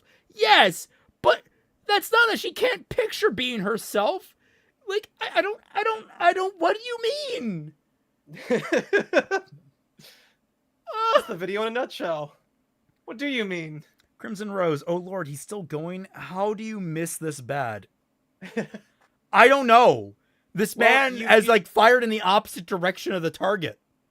Well, a good way to start your path down this bad is to title your video "Time Travel is Always Horror." That's a good start to get the ball rolling downhill. Yeah. And it just keeps going. However, this doesn't seem to line up. If all of this is true, why does her best moment slowly become her worst and she's so unhappy? If all of this is true, shouldn't she be in bliss? In an isolated situation, yes. If it was just her, yeah. The issue was her reliance on others, the mismatch between a girl out of time and one within it.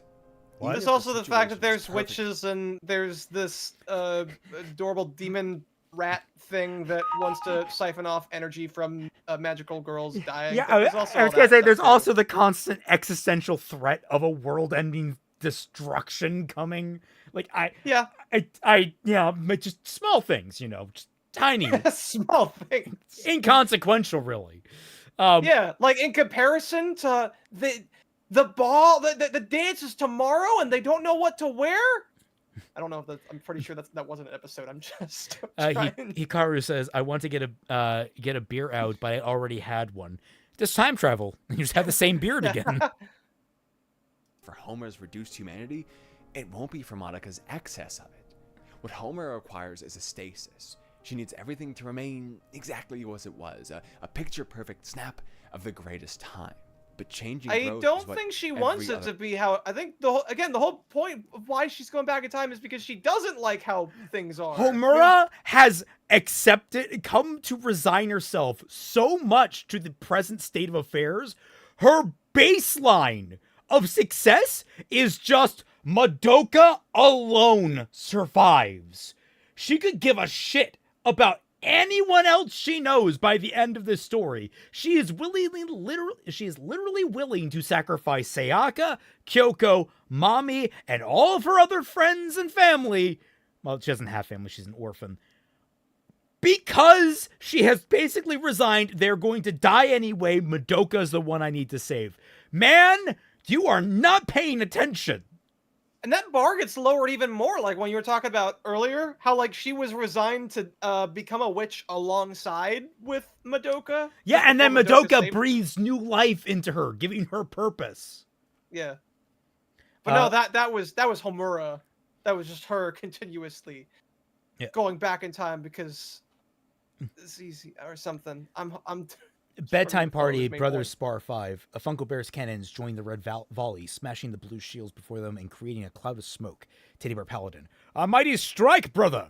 Teddy Bear Paladin appears from the cloud atop a blue shield. He has a lot of shields. Damn. Also, like, I there's a fanfic I read called I think it was A Perfect Crime. I fell off a long time ago, but its entire premise is that Homura got so sick of Madoka making contracts and dying, she just straight up kidnapped her and locked her in an apartment. And like it literally becomes like the yandere, you can't leave without me kind of situation. It was decently written for a while, but then just kind of like dragged on and on and on. Like it was recording every single day. It was like, okay, I'm out. Yeah, we got new art. Sorry, I didn't mean to interrupt you. The thing about stories is that they do eventually have to end. Like that is one of the things that we discussed with Zero about comic books and why comic books are so hard to get into because they don't fucking end. Yep. Why manga are dominating the market. Yep. Mm-hmm. Because like as long as a lot of them can last, they are working towards a finite conclusion eventually. Also, thanks to Daigato for this visualization of exposure therapy. Yes. It's great. Alex Tatakai says, Homura will now make sure the bullet hits Max. Based. Beautiful. The person is seeking for the exact same reason, to regain their happiest time. They, the ones out or the ones in time, still feel their mistakes as permanent. They still see their moments slip away and have to search for new ones. Even as Homer resets the timeline, Or, die, like Sayaka, who can't move forward and gives in to despair. Like, fuck you. again and again, they don't know this. And even when they do, they can't control it, so their only choice is to proceed as they always would, to grow better. Homura can set up every condition to be perfect, Or get horribly worse. I'm sorry. Did you miss the timeline where Mammy fucking snaps? Where she murders her friends because she's terrified of becoming a witch? Sir, you are removing the fantasy element from this fantasy show. We're assuming he missed the whole original Madoka magic.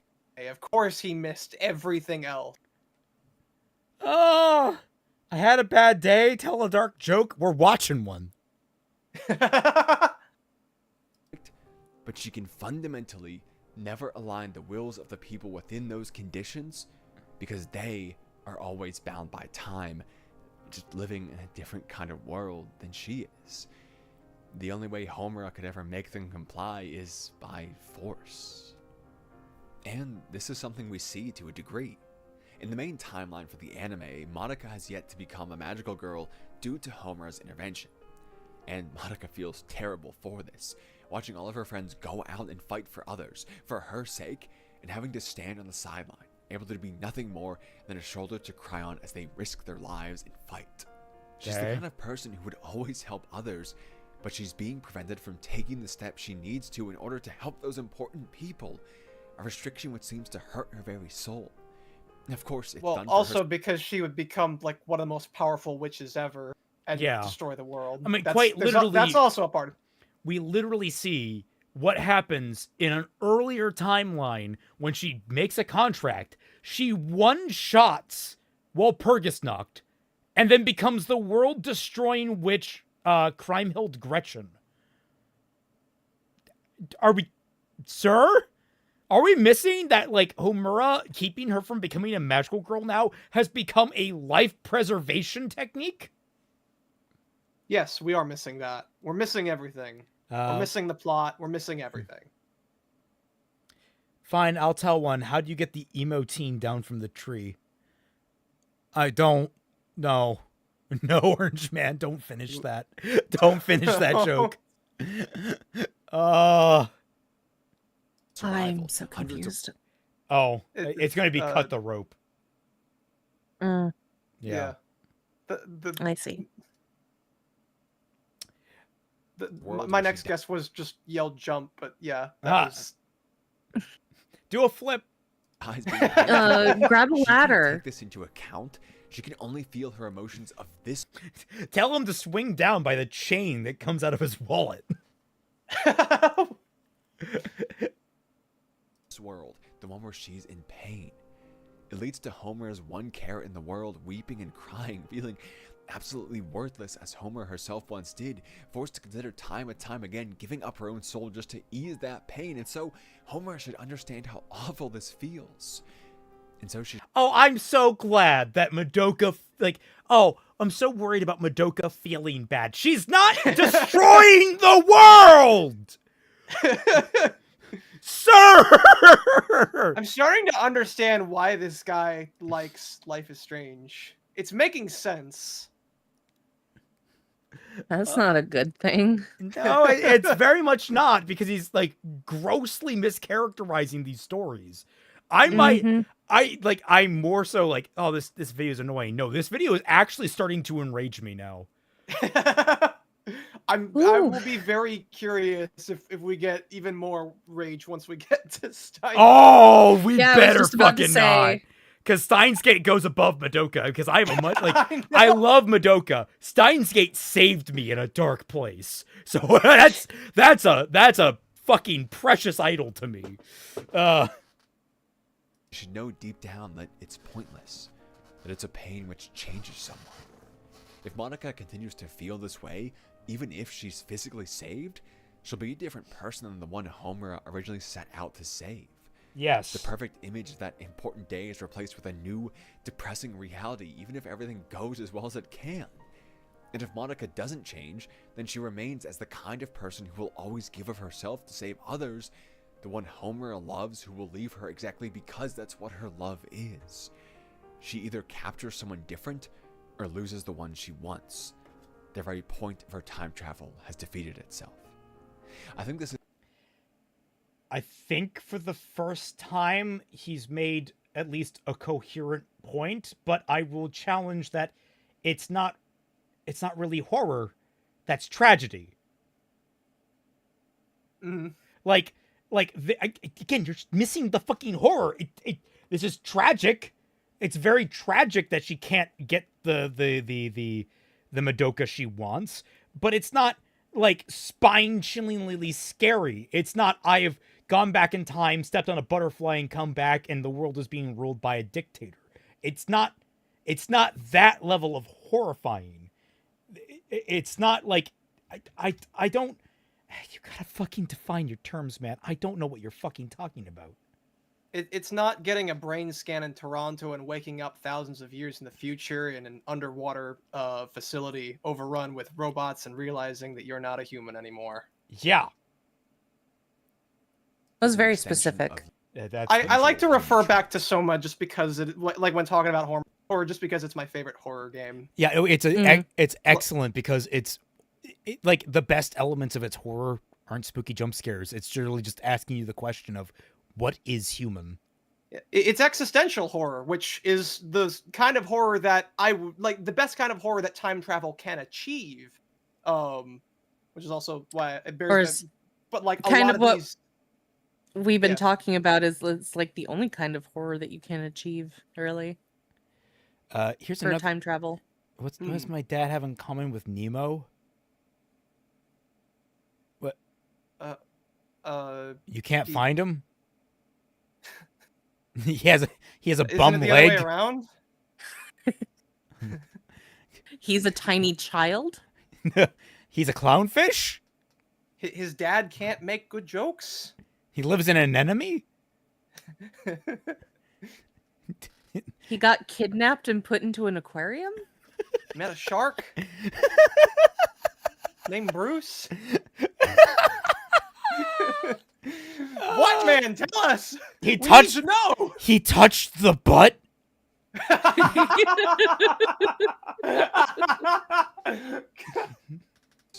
We see time and time again that when we stop trying to live with something or someone and start trying to capture it, ensure it forever, we lose sight of what the point was in the first place.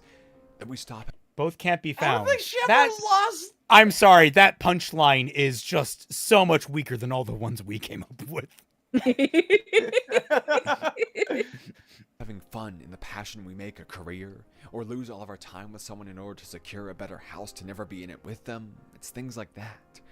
And time travel has simply extended this quality, which so often leads to mistakes, taking us into a realm where it defines us even further, across not 5 years, but 5,000, and leaving us with no reason to ever change this fact.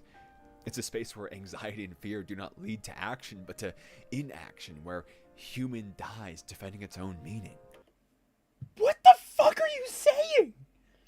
I don't She even, is I don't even know if this taking applies action. to Madoka Magica anymore. The point of Homura is that she doesn't fucking stop taking action.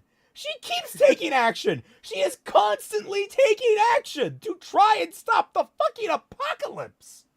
Yeah, if she wanted to stop, she wouldn't time travel anymore. What is this whole thing about 5,000 years? She was only looping for about 7. The ability to be outside of time has simply made Homura the worst a human can be forever. That is What? The worst? Okay, look, Homura is amoral in many regards, but she's not like evil. She's not like the worst a human could be. Hell, if she were, she would probably be a fucking witch by that point. So what the No, fuck? I don't know, Raymond. I think the wanting to stop the world-ending events and the witches that are going to destroy the world that sounds pretty evil. I feel like the good thing to do would be to just let Madoka Witch just destroy the world, because that's how we move on and that's how we learn. I was gonna say. Well, I mean, there was that one movie where she did become a witch, or partially become a witch. So Yeah, and the Cubase made that weird isolation sphere thing. Izanagi, you know what? I'm just going to be blunt. Screw this pretentious prick and his waffling nonsense. He's so off base, and I want him to just stop. Okay, take the word waffling out. Waffles do not need to be associated with this whatsoever. All right? They are delicious breakfast and or dessert delicacies, and they should not be associated with a man of this horrible caliber. And yes, I know what waffling means. I'm just being funny because I love waffles. mm-hmm. the horror of time travel. Its amorality leads us to amplify our worst. She literally saved the planet. She literally saved the planet, her friend, incidentally saved all of her friends because the person that she did save ended up becoming fucking God. What a terrible person. Yeah, what a terrible person. And then, you know what we see? She comes to accept it, to some degree, and lives a normal life before basically falling into despair and being kidnapped. She was not allowed to die. She was kept in stasis by the Cube to study her isolated from the law of cycles in order to try and kidnap God.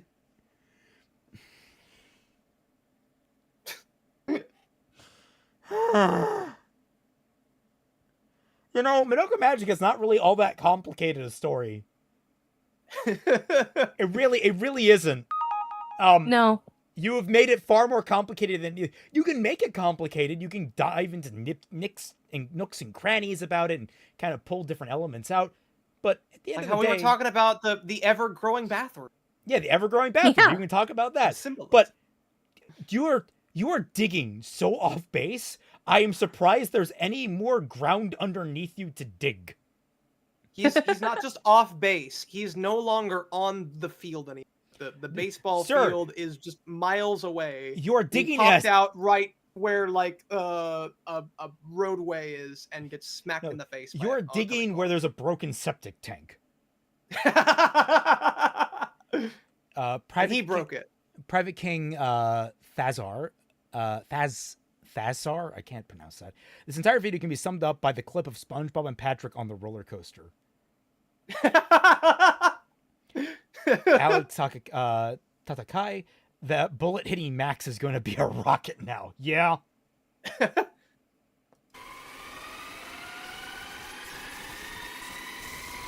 Yeah, we get it. I hate it. I hate it. We get it. I would skip forward, but I would skip past the intro.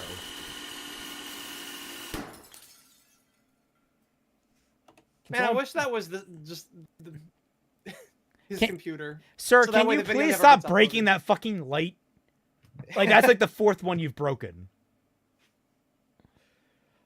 God, I cannot believe that was an editing choice. Otherwise, he's been pretty good with editing. That's the real horror of time travel. Every time you gotta rewind the tape, you break a light bulb. So that was far more infuriating than I ever expected it to be. I had expected it to be kind of droll and mundane, but no, this actively was infuriating because he mischaracterized not just one character, but the entire fucking show. Yep. Ugox, did he not actually finish the show? I don't know what he watched, but it wasn't Madoka Magica.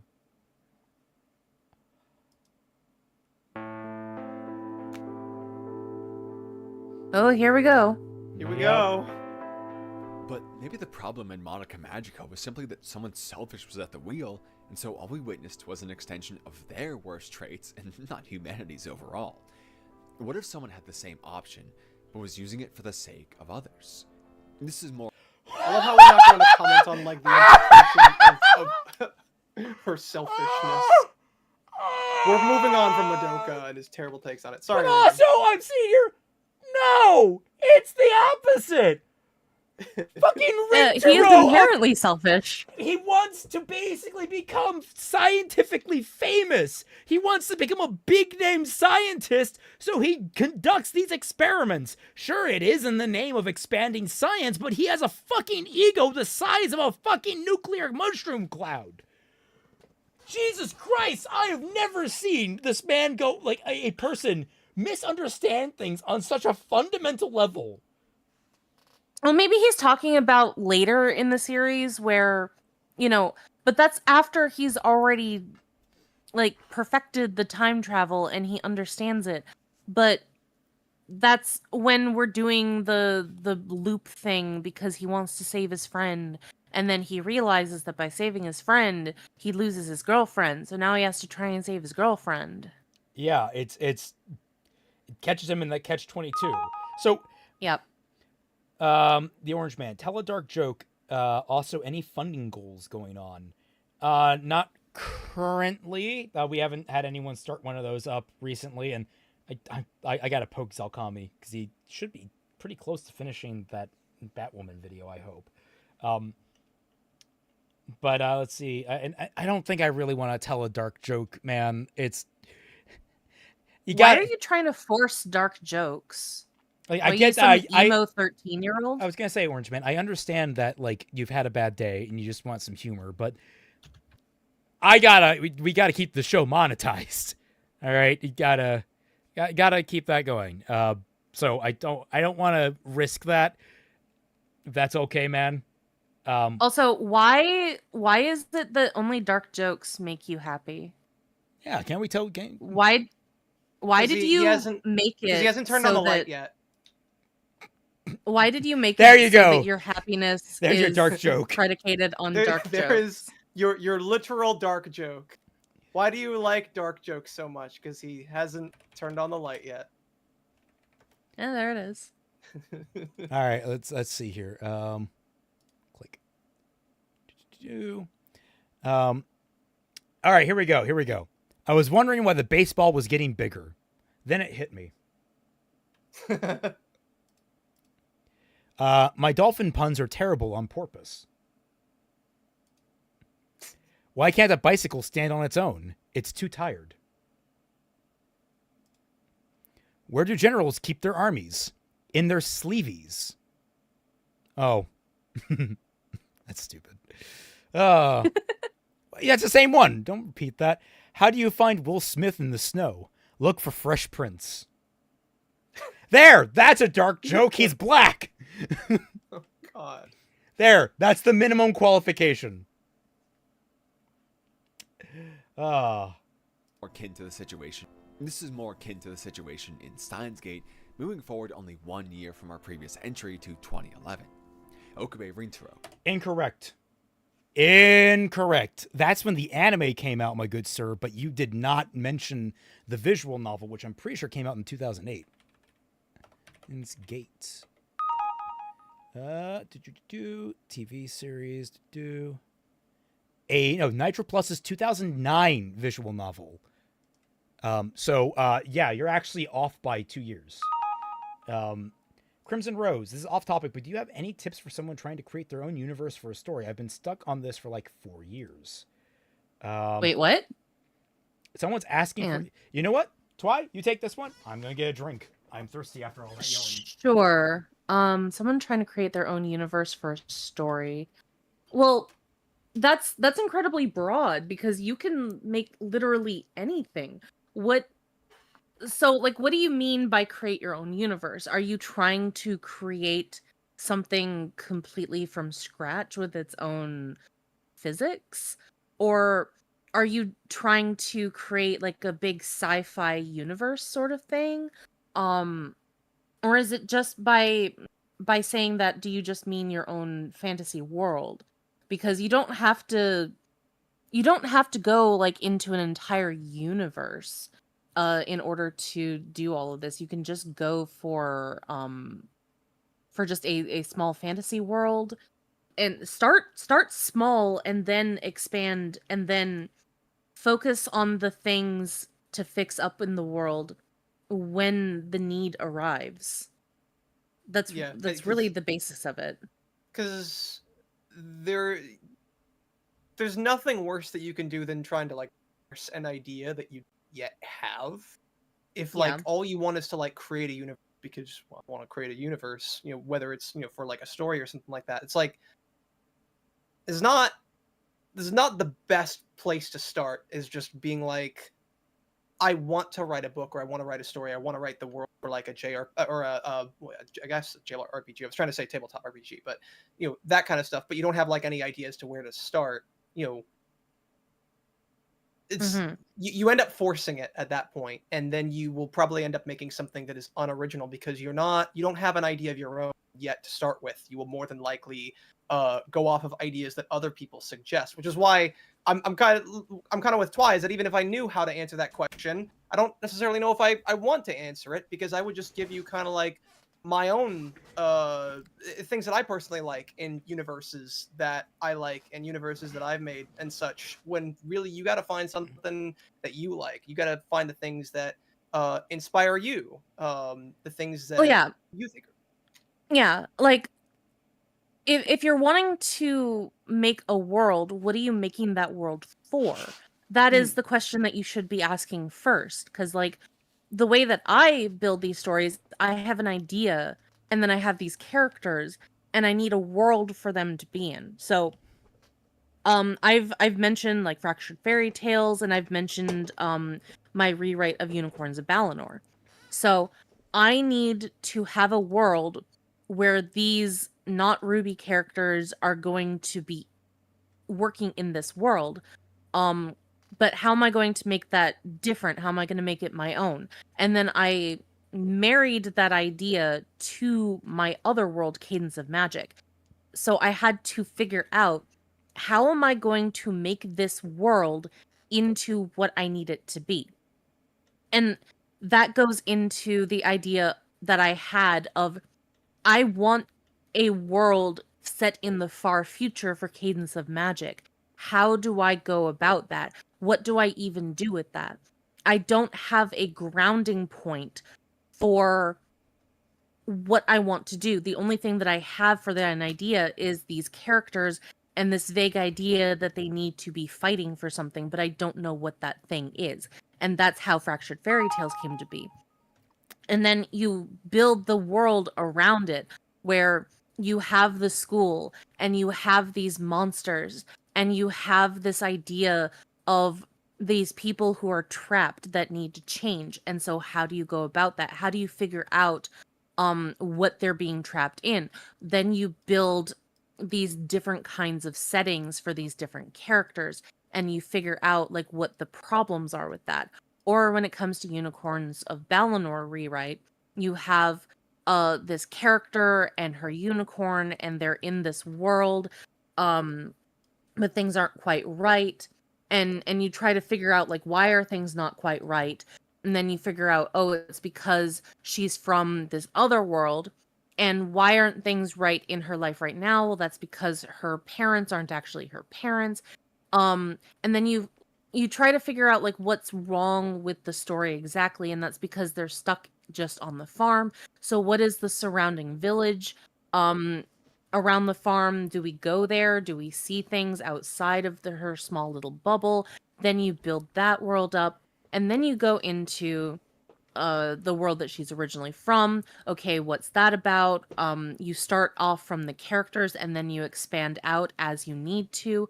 You figure out like what the history is of this character, and then you can build outside of the history of the character to just generalized history of the world around her, etc., etc. You basically just go into a pattern of like asking these questions. You start from a baseline, and then you start to branch out, and then get bigger and bigger and bigger as you answer those questions. It's how I always instruct people to write a complicated story. A complicated story is a bunch of smaller, simpler stories all stacked on top of one another over and over, and then starting to interlink. That's all a complicated story is. You can break it down to smaller links in a chain, effectively, or a series of chains. And depending on how complicated you want it to get, you can stack and build them whichever way, but you should always focus on building each individual small story as firmly and soundly as possible, and only expand out from that, because that's a stable foundation. The advice that I would go to, if you're looking to just quickly build a world, don't focus on hyper detail. I built Eshion, which I'm using for the Hunger of Mahar Voln as a world. And what I did when I built it is I wanted to make it like globally the scale of Earth. And so I had to have, I have like 90 nations all roughly mapped out, but they're roughly mapped out. Like they have a blurb about them. That's it. Sometimes less than a paragraph, sometimes only a single sentence that tells you roughly what that place is kind of like.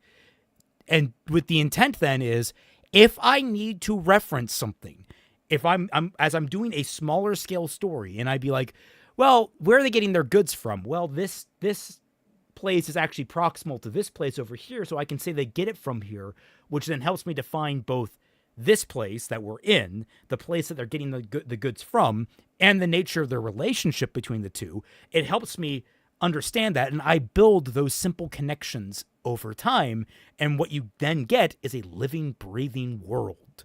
For all the characters in Mahar Voln, I had to expound upon several places that I just had blurbs for. I only had blurbs and they wanted to know more about it. And as they asked questions, I built in more answers. And from those answers came other answers. And so basically everyone helped me, everyone that was playing as a player in my game helped me build the world that I'm forming for this universe. It's a really fun thing to do.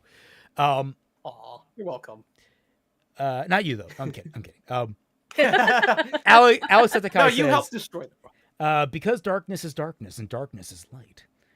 His name is not Okabe Rintaro. That's right. It is Hoin Kyoma El Sai Kangru. You have to say it in that way. Yes. Every time. TB says, I personally think dark jokes are low in value. They're low in brightness value. That's true. Yeah. But also, Sam's sketchy stories. I'm telling you, man, just $1. $1. That's all you need to this Birdman over here, and you get access to the Discord. And you can put all your art there. Yeah. He really, really wants to build up that Reddit for us. I mean, that's Also, that's fine. Like, I did go and look at the art. It's cool.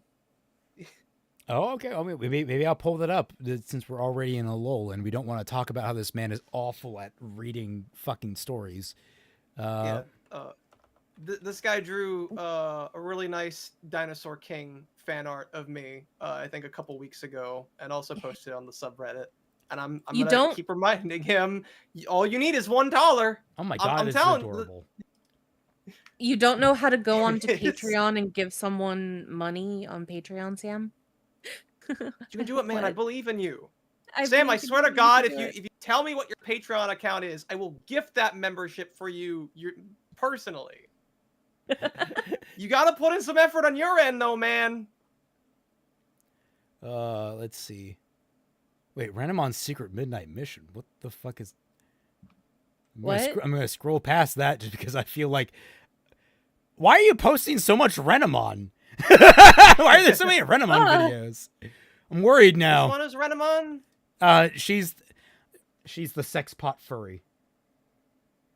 Oh, okay. I hate that I know which one you're talking about. Yeah. Oh my god, that's horrifying. The Longbird. The Longbird. Oh my god. Oh no. Hey, everyone go check out the r/Team Jacked. JYCT CT. It's like the world serpent, but it's also a phoenix. Yeah, Jesus Christ. Here's Pete. That is terrifying. With his dinosaur. Yeah. What kind of dinosaur is that? Shoot! I had it up like a couple days ago. It's like I think it's based on like an actual card too. That's actually not too bad and has some decent stats. But I could not tell you off the top of my head. I'd have to go through all the Google searches I went through to figure out. But yeah, he drew this during one of my streams when I was talking about how I was a Dinosaur King fan back in the day. There was a Dinosaur King arcade cabinet at this arcade that I went to, and I collected a ton of Dinosaur King cards. It was a problem. I had a problem as a kid, and then I sold all my Dinosaur King cards. I hate myself.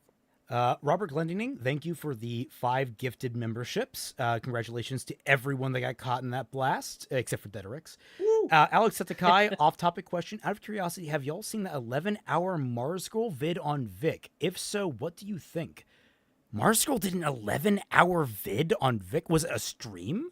Or was it like... Vic is in Vic Mignogna? Or? I would presume so, because wasn't wrapped up in the Why cancel Vic are stuff. we still talking about Vic Mignogna after so many years? Like, this person is so fucking obsessed with this man. Like, Jesus fucking Christ, get a job. Ooh, Alex or Mars Girl? Yes? Question mark?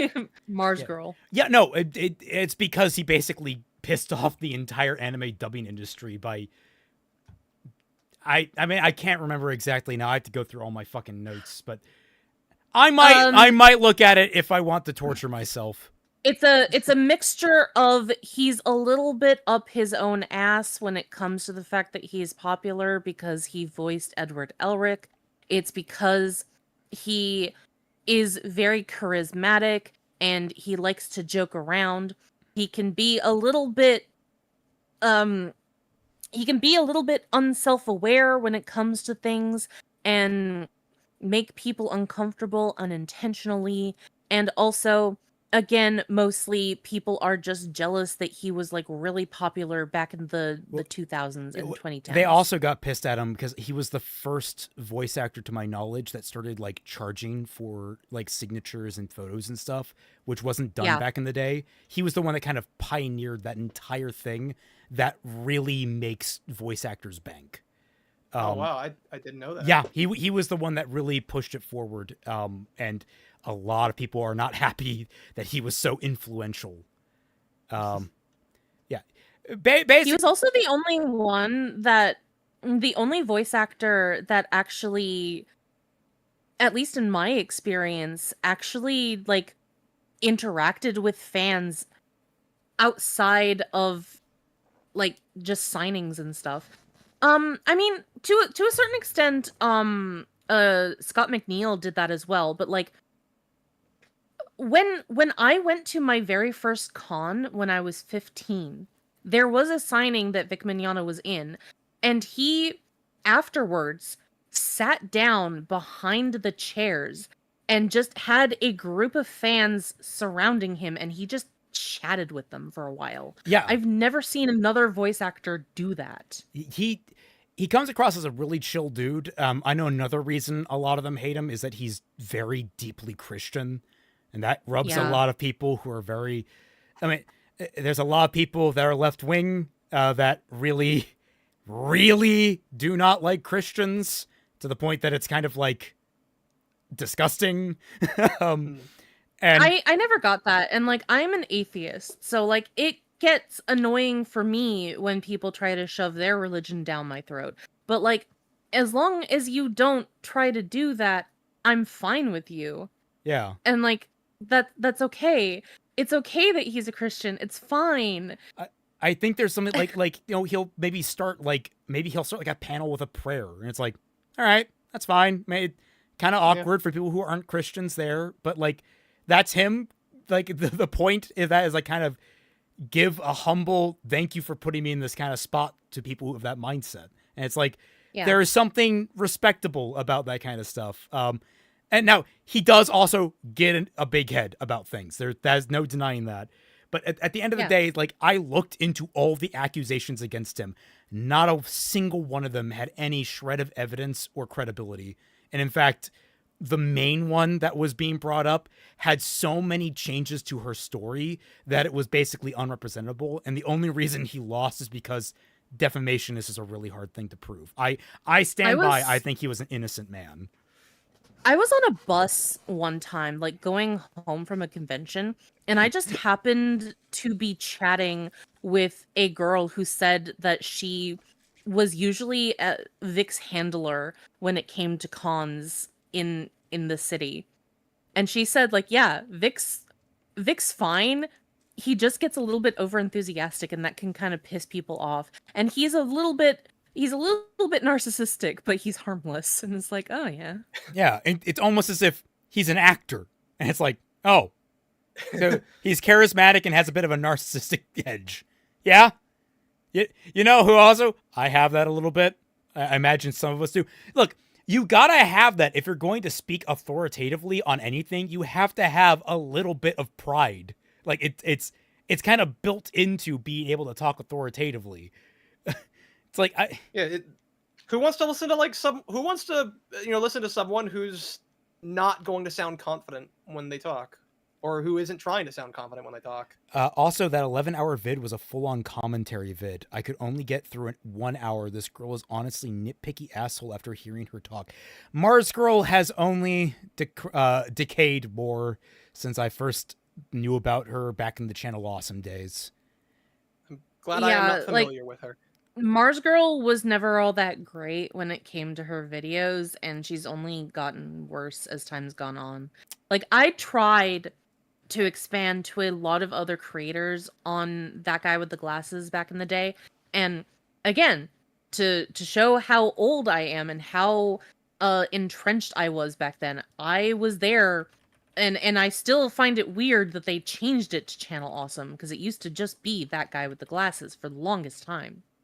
But like I would go and I would watch Linkara, I would watch Cinema Snob, I would watch Phalus and Mars Girl and that chick with the goggles, which is more obscure. And Mike something, I forget his name, but he did a lot of fun stuff back then. I watched a lot of people because there were so many people on that site other than the Nostalgia Critic. And like I could tell who was good and who was bad. And Mars Girl just was not one of those people that was good. Yeah, she never stood out to me. Like I always preferred Jezu Otaku over her, and Yes. I much preferred her. I know. I'm always sad that she never finished. I think she was on Digimon Tamers in her coverage, Yeah. and she never finished. I don't think she ever released the last video of that, and then she just blipped out of existence. And I think she also went into the anime industry, or Yeah. It- she's also a he now. I think I'm not sure. Yeah. I do remember watching those Digimon videos. I remember having a problem with them at some point, but like when do I never have disagreements with other people talking about Digimon? Um, yeah. Well, to be fair, I get the feeling that you and Jezu Otaku could hold a amiable conversation about it. Yes. Unlike certain elements, including my friend. The Orange Man, all but Doug are now irrelevant and have gone from the internet. No. Phalus is still No. around. Phalus actually just released a really good Silent Hill F video. I recommend it. I still watch Phalus. Like Phalus's whole thing was he was forced to just be the horror guy on That Guy with the Glasses and Channel Awesome.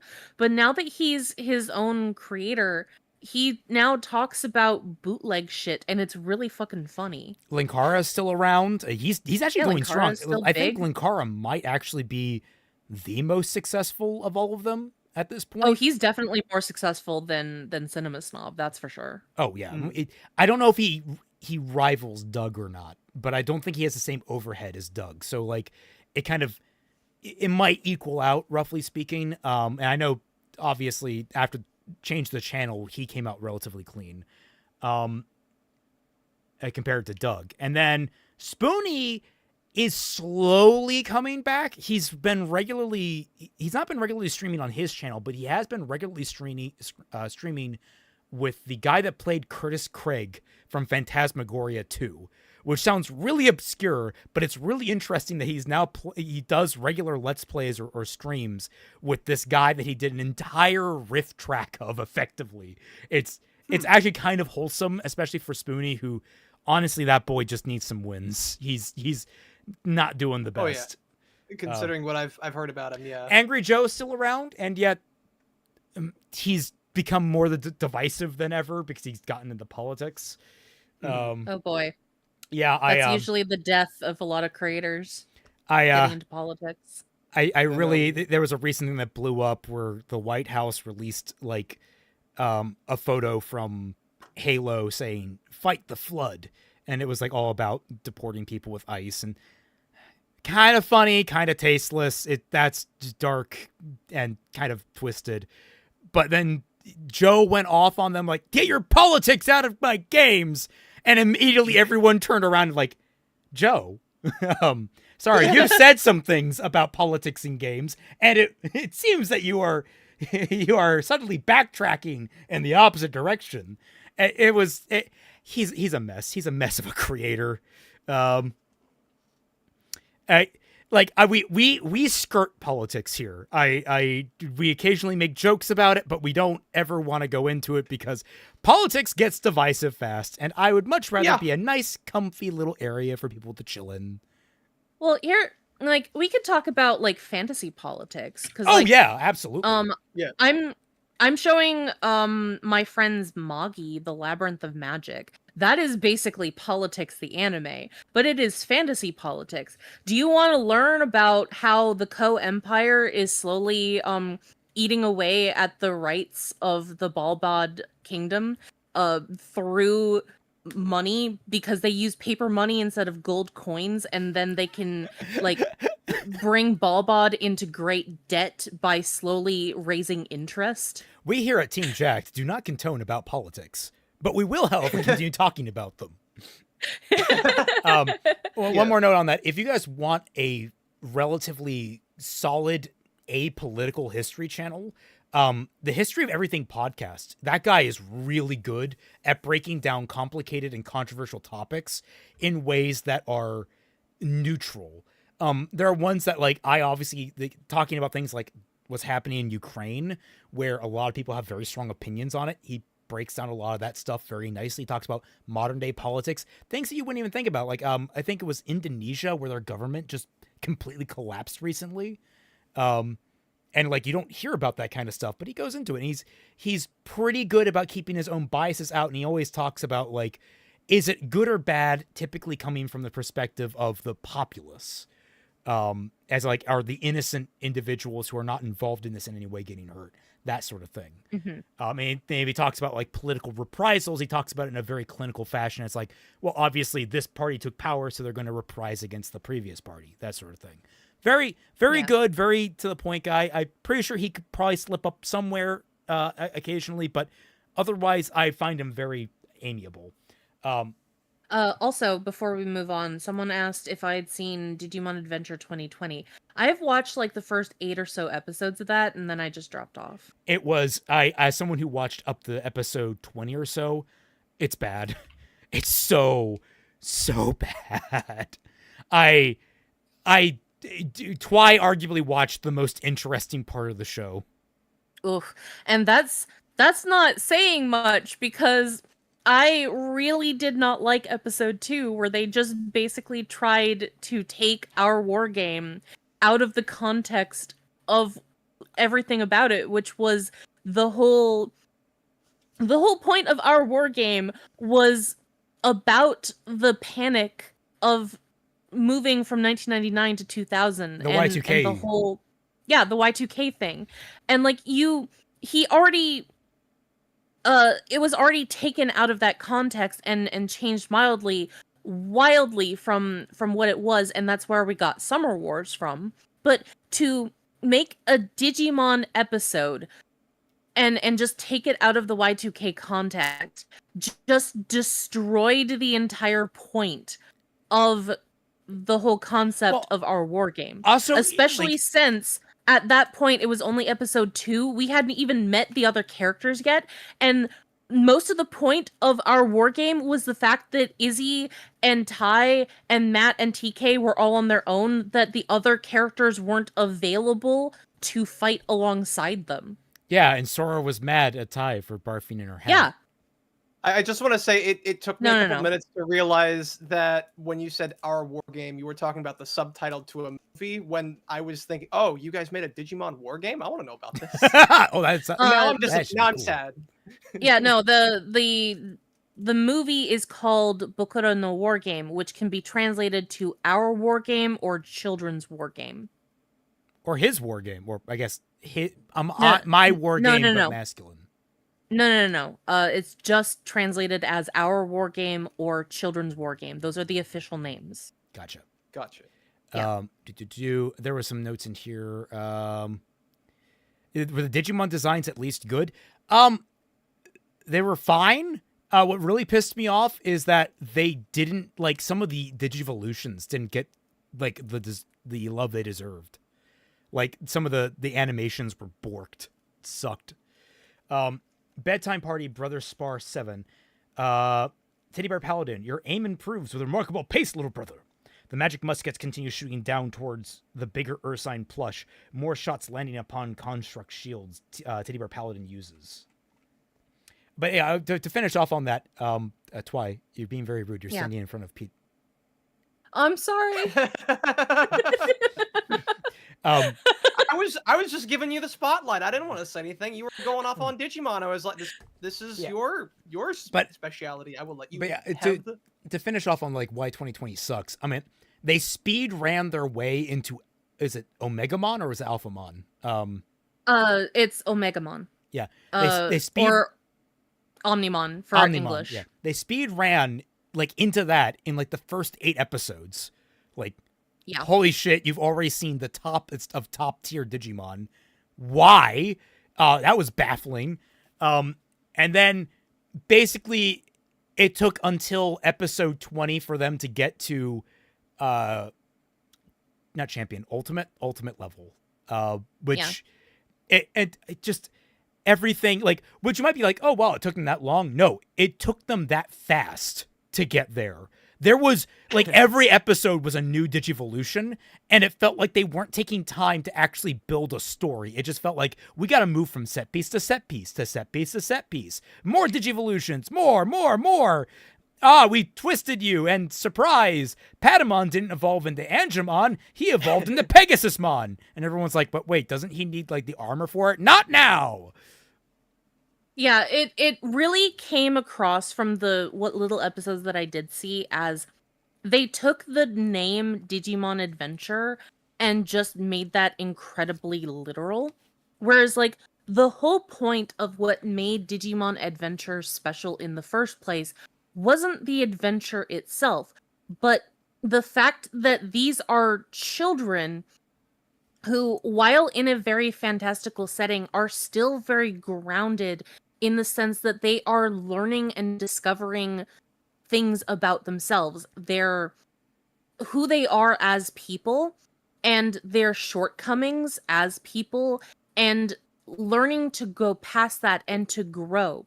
That is why in Japanese, at least, you have the fact that the level system starts with child, which is the rookie form, and then goes to adult. These are children growing into adults. Yep.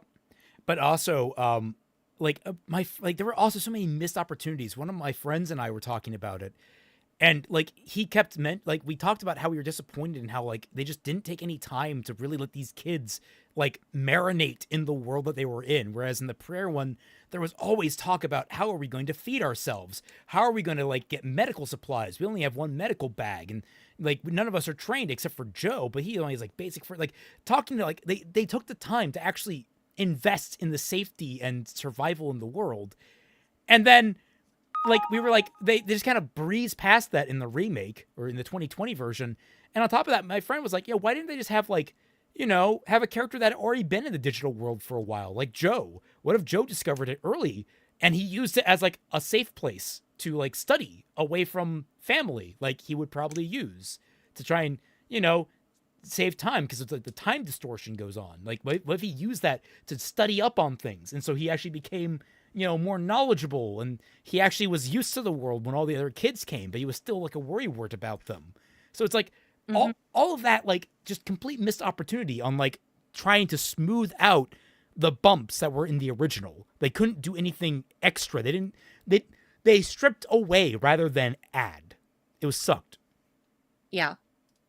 Anyway, Crimson Rose, thanks for the advice. The concept of this world changed like 3 times currently. It's what if Germany was broken up after World War I into 9 provinces?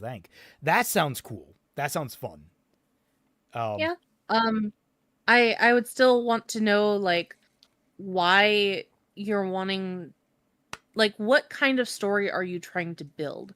Because like while there is no set way to build a story, if you're I think that fundamentally trying to build a world and then figure out characters to be put in that world is kind of a backwards way of doing things. Like the whole point of building a world is to set characters that you've made inside them. So you're trying to build a world that is perfect for your characters. Well, I think what a lot of people fall into is sort of like a halvesy thing, because I built Vault Finder, the world of Vault Finder Eshion, with like maybe 1 or 2 specific stories I wanted to tell in it, but I also had the thought, like, I want to tell a myriad of different stories, and I can stumble upon them at any time. So I want to go wide and like just make the blurbs. Like that's but that's also you're creating a TTRPG out of that, which is a very specific case and would only fall into 0.005% of cases, because not very many people are going to create a TTRPG. Oh, true. But like the fact of the matter is, like, my short stories would have never come around if I hadn't done that.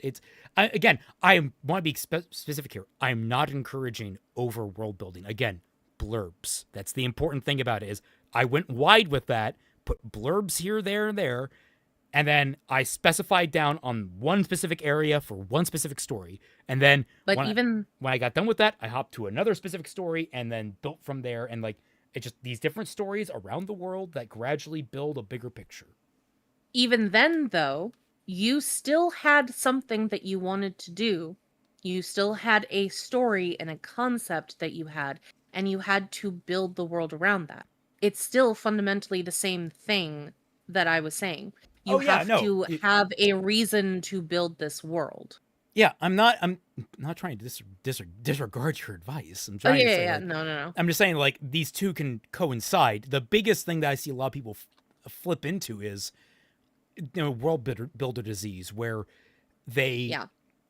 they have They only build the world, but they don't do like Yeah, anything else. they have like maybe one story in mind they want to tell, like say Ruby Alt, and then they just be like, okay, we got to build up the world around this one specific story. And it's like, no, build story first, then world. No, world first, then story. No.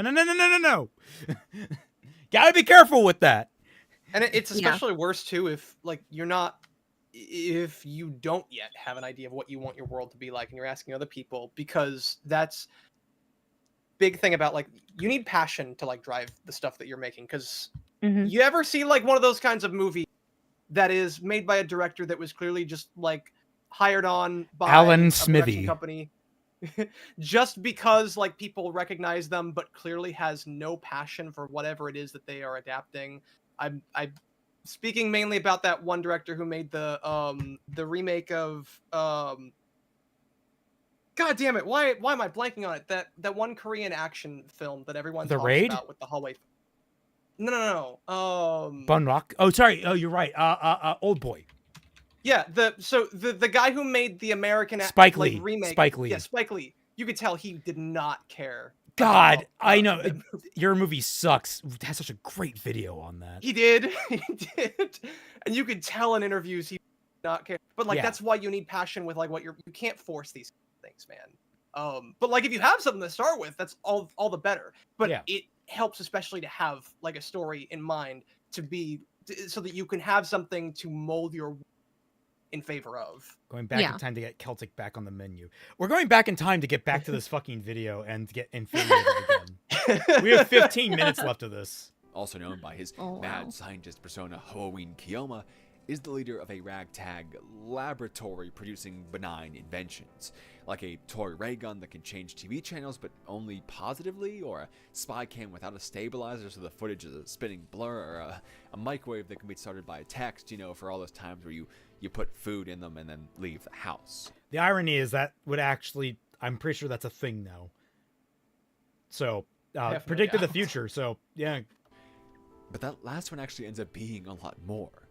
Through a combination of entirely accidental circumstances, what they invent with it is a time machine. Sort of. They can send data back in time through text, known as D-mails, but nothing more, and its amount of data is very limited. However, this still offers them the ability to alter their present through the past. For example, one case of them fixing time is when one of the group, Ferris, requests to send a text back in time to her father. 10 years earlier, Did she someone was mad pause at it on him. my end? No. No. Okay. Then I guess I need to refresh the page. Yep. Waiting. Are you Okay, refreshed? I'm back in. Yeah. For choosing to work over her birthday. Sorry about that. And seeing her angry texts, he decided to get on an earlier flight back and be with his daughter, a flight that crashed. The solution is obvious. Send him their text back apologizing for the first one so he never feels guilty enough to leave early and he doesn't get on that flight. They do so, and he lives. These are the kinds of problems that they solve.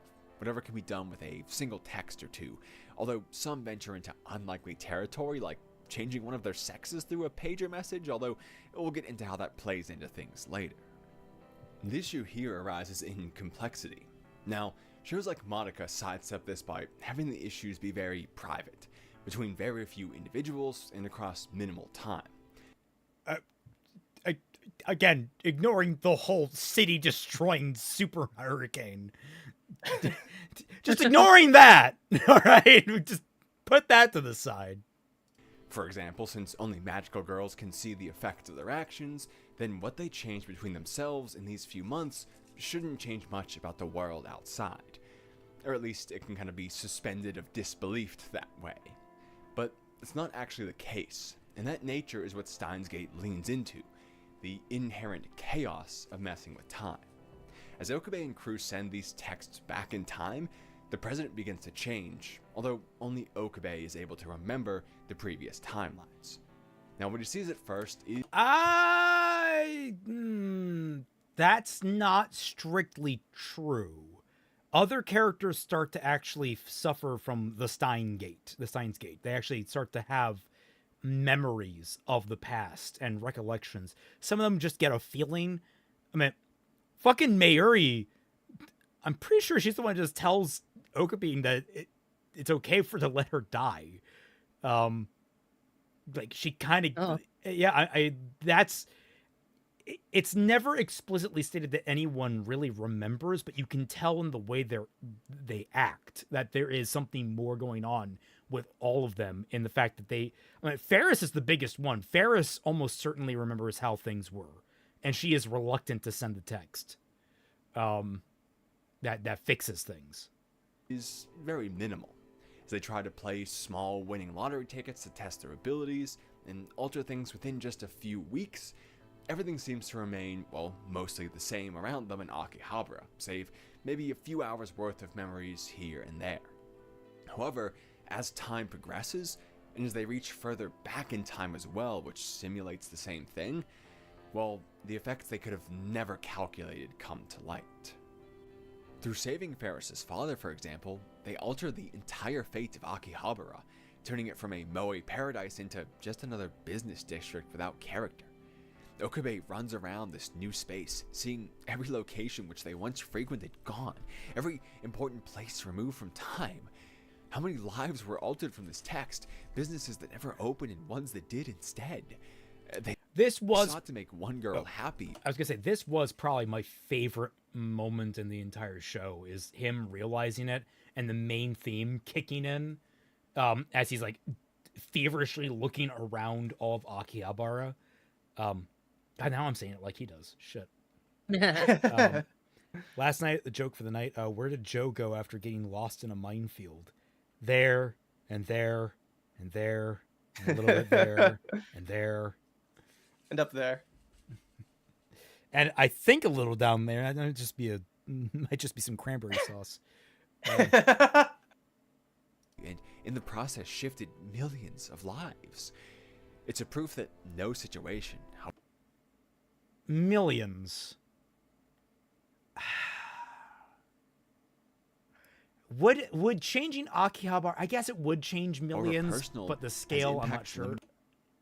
Well, I mean, if you think about it, everybody who is an otaku or has a passing understanding of anime and Japanese culture knows about Akihabara. Yeah, and like maybe has a desire to go see it. And if that just doesn't exist, then why would you have a desire to go to Japan specifically to experience it?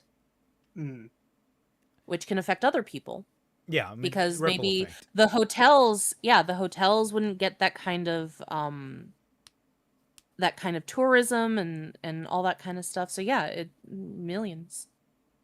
To just the people seemingly involved, but more notably for them, through using the time machine at all. I should say, even further. actually, probably might as well say this right now because I might have to go soon anyways. Refreshing did nothing, and I've been the video has been like playing completely out of sync and over top of you guys, so I'm probably gonna drop out in just a bit because I actually kind of have to leave a little bit. Okay. Since Watch Together isn't working for me for some reason. All right, we'll try maybe just close it and reopen it, and we'll try and rush through this part because I don't know if he's gonna say anything of substance. I've literally been doing that for like past couple minutes. I can keep doing that. It's just not really been working, and I don't want to like force you guys to have to like breeze through it just for my sake. Alex Setakai, I am and I do that and Okinawa. Nice. As well, they caught the attention of CERN with an S. In this world, an evil organization bent on discovering and wielding time travel for ultimate control. CERN raids the lab and every time kills the unnecessary for their plans Mayuri, Okabe's longest and most important friend. It's a result that they could have never foreseen. That's not strictly true, because in several elements of the timeline, she's killed incidentally. In several of the loops, she just dies as, like, I mean, they're obviously fleeing from CERN, but she dies as a result of just being in the wrong place, like getting hit by a car. Although that might have been a CERN driver. I think she gets... gets pushed into a train. I don't know if it's every single time she's killed by a member of CERN, but she is killed. How could just a few I remember- texts meant to Like, one of the first fights that we ever had was over this. You were so mean to her, and you were like, "Oh yeah, I see what they're doing," and you just didn't get invested in her immediately, and made me sad. Well, like, I'm sorry, but this does kind of go into the whole, like, frustration that I have with how a lot of anime treats its female characters, where they think that just having a cute character design existing that happens to be female is the only thing that, like, better really their lives matters. change so much, and it's such nonsensical. Oh, that was not me. That was Pete trying to refresh things. I'm very sorry. Like, it's I'm sorry. It's all good. Yeah.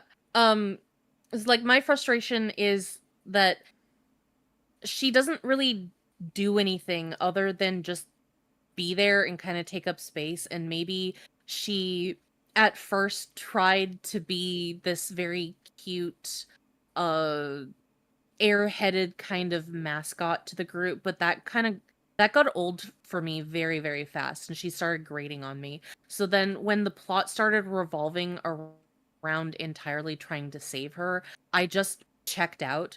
And then we got into a fight because you thought that she was really important, and I thought that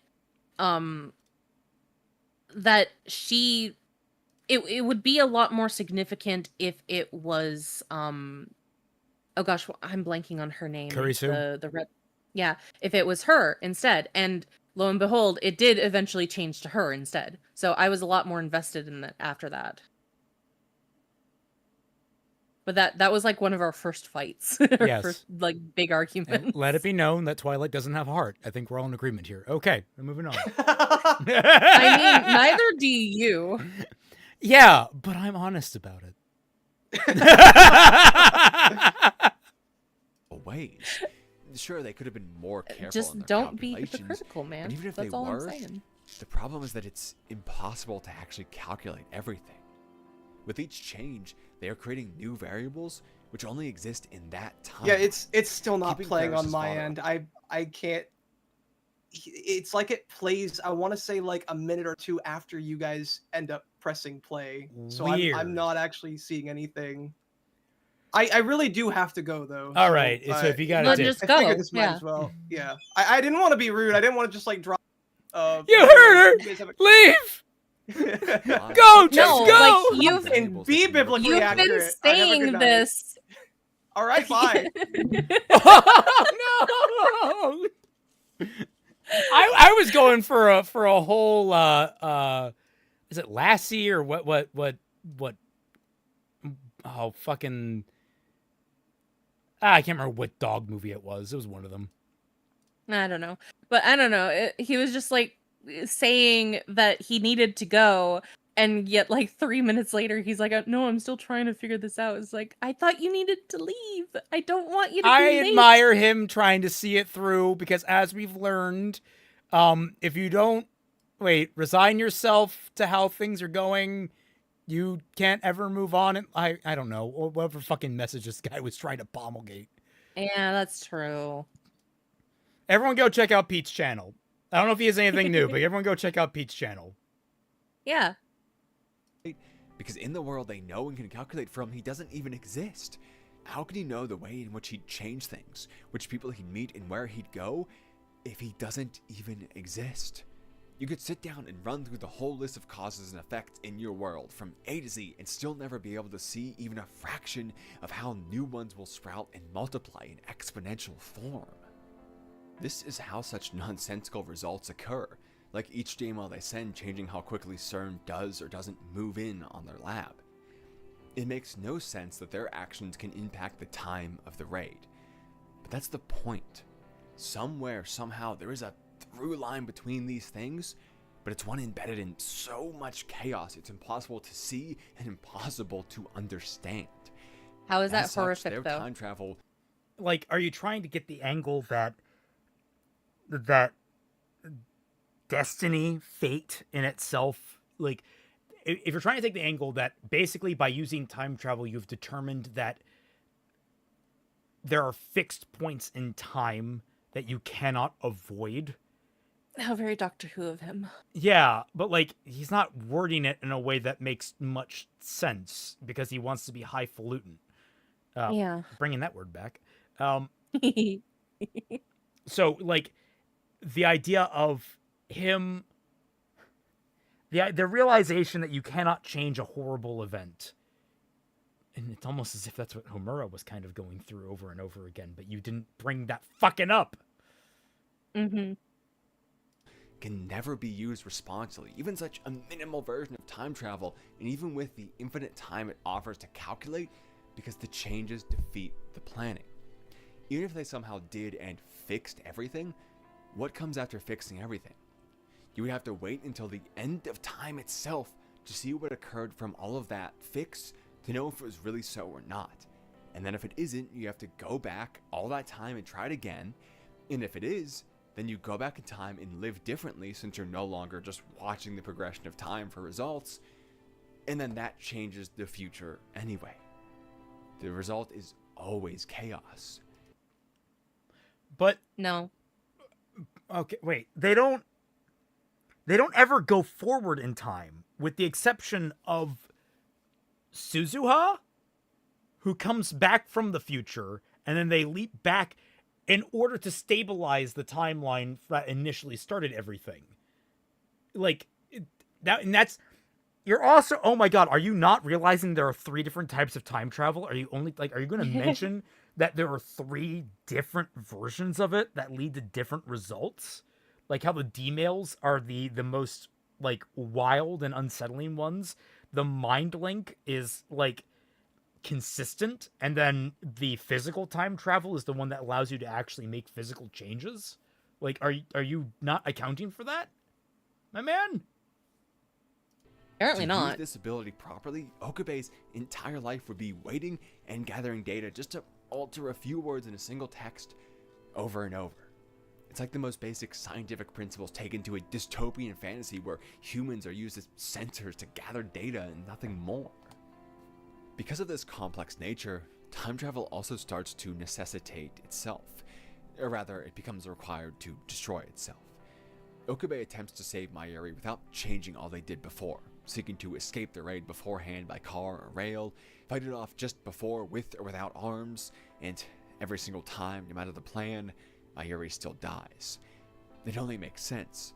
He's one single man up against all of time's chaos here, the evil organization seeking to wield it included. He's unable to change the future by moving forward because one will is rarely enough to alter something so immediate. By that token then, if he wants to save his friend, he can only go backwards. And since it is impossible to calculate what each change will truly produce, then he can only go backwards to some time he already knows. Logically, all he can do is undo his own time travel based actions. They determine that the sole path forward is erasing all of the D-mails from ever happening and returning to their original timeline. The only one where they know for certain that this can't happen by the empirical act of living in that time already. They're forced to use it only to destroy it, sending Okabe through the mental anguish just to re-reach the starting point of their lives with no gain. And it is anguish. Not all of the texts were apparent to him, as some hid what they sent, some lied, and others were the only ones to have the numbers they sent them to. So, he has to go about convincing all of the people he helped to undo the best parts of their lives, giving up a loving father or their true identity, in order to prevent a future they can't even be certain of, forced to assault alone. Okay, so here's an interesting posit to you. You blamed Homura for trying to reverse time to prevent a horrible outcome. And yet you are not giving the same punishment to Okabe trying to prevent the death of a friend. Yeah. Dude? What the fuck? Jesus Christ. Also, again, this isn't horror. This is tragedy. Like I'm starting to get like really frustrated with the fact that this man seems to conflate horror and tragedy. like to explore the horror elements, you already touched on the which is the realization that things have radically spiraled out of control. That's a horrifying realization for both the characters and the viewer, and it's uniquely isolated around time travel. That and also your friend dying over and over again. Also pretty horrible. But, like, the rest is, like, tragedy. Like the horror spirals out into tragedy. Like, the horror, I guess, that'd be interesting. Like, maybe tragedy is just horror on a very long time scale? No. I don't know, but I know that, like, you're not focusing on all the elements that need it to be horror because you haven't defined what horror is. my brain is breaking. I'm just getting exhausted by this man. We have Like, 8 not- minutes. We're almost done. Yeah. Only a desperate woman to take her phone because of things he could never explain to her.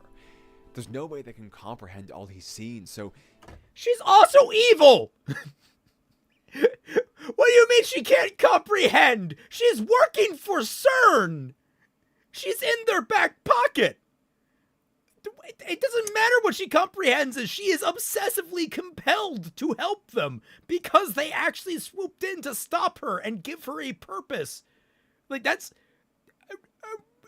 Did you not read Momoka's character right? Mocha, that's her No. name. No, he didn't. He doesn't understand anything about anything. I've never seen a man so illiterate, and we've watched Zell videos. Yeah. it Like, is for the Zell's illiteracy is special because he makes up fan fiction all the time, and he is delusional in that. Yes. This man tries to talk about things that he fundamentally does not understand. Sir, go back to reading Thomas the Tank Engine books and analyzing the deep themes within. I think that's more up your alley. Also, another time travel story that I was thinking about that I don't think has any horror elements other than the direct places that they go to, like the Titanic, the Magic Treehouse. Right. And that's mostly not horror because, like, it's a children's book for, like, 6 to 10-year-olds. The horror of that book isn't the time travel because they're just observers, really. They interact, but, like, the entire purpose of it is they're just there to observe and get kind of slotted into wacky adventures that don't have an impact on the timeline. Yeah. Although I can't remember if it does or not. Like, it's been a while since I've read them. The horror is the fact that they witnessed the fucking Titanic. Like, and that's just a horrifying event. I think that they have saved, like, some people from events like that. So, like, they do affect the timeline in a way, but the books don't really focus on that because it's not the point. The point isn't, like, again, what makes something horrific or what makes something tragic isn't necessarily the time travel itself. It is what you choose to focus on when it comes to the time travel. So, because the Magic Treehouse chooses not to focus on anything other than the positive aspects of the kids traveling back in time and saving somebody's life, that is the only thing that it's going to be. If you choose to make something tragic, it's going to be tragic. Yep. Crimson Rose, don't let this guy cook. He burnt whatever it was. Yeah. their best interest, they'll still be hurt and cry at their losses. Something he has to witness each and every time with each and every one. Much like the other cases, and being alone with the knowledge of infinite time, Okabe is forced to understand things differently, to be the only one to see pain now as preventing much more later on, and all he gets is his old life, but with so much knowledge it hurts. But this is also the next layer. When the logical conclusion is to return, one no longer simply exists in their reality. They must consciously choose it, be responsible for it, pain to their friends and all. Okabe is now the one who made them fatherless or the wrong sex rather than the world. But this is taken to Careful there, buddy. Ooh, careful there. You can't say the wrong sex these days. Just extreme most with Kurisu, Okabe's romantic interest and physicist who made this all possible. As they're undoing the texts, which is properly saving them from the raid a day at a time, they begin to be hopeful until a realization sets in. The first text he sent was an accident, but an accident that prevented Kurisu from being stabbed to death. If they undo this last one, she dies, but if they don't, Mayuri dies. Before this realization... And I gotta say, one of the things I really appreciate about this is how many great pains Okabe took in order to try and make sure the timeline still happened the way it needed to. Like, that's one of my favorite elements, is disguising Kurisu's quote-unquote death and managing to trick his past self. Like, that's really a fun and creative way to handle a situation and still make the timeline make sense. Mm-hmm. It's a fantastic ending to the show, and I feel like you're going to underplay this. You could still reason they were reaching a better world. All his friends were still happy in the original timeline, as they had to learn to live with their natural pain, and a life they all knew was saved. It was logical to return. But now there is no better option. There was only a choice between deaths, a choice on Okabe's hands directly. He struggles with this for an unknown amount of time, shutting everyone else out and canceling anything and everything at the lab to lie on the roof alone, just waiting for disaster again and again. Because what else can he do? In that isolation of being the only one to remember, to be left alone with experiences he's had with people, but who haven't had them with him, well, his world will be forever different from theirs. This isolation is the only thing he can do to not break down at the mere sight of them, because time travel has amplified everything he feels. It makes it almost impossible not... What?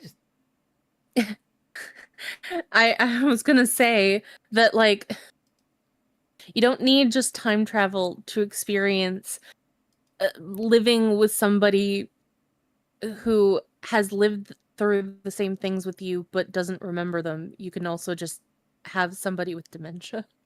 Alzheimer's. Like, that's... Yeah, that too. Like, this is... Like, although, like, we might not have Alzheimer's anymore because I guess there's like a vaccine or something for that now. Oh, is there? Did they crack that code? I think that they have started to crack that code, yeah. Damn. That's cool. When do we weaponize it? And this oh my is why God. we need to kill you. I'm a phoenix. That's gonna be really hard.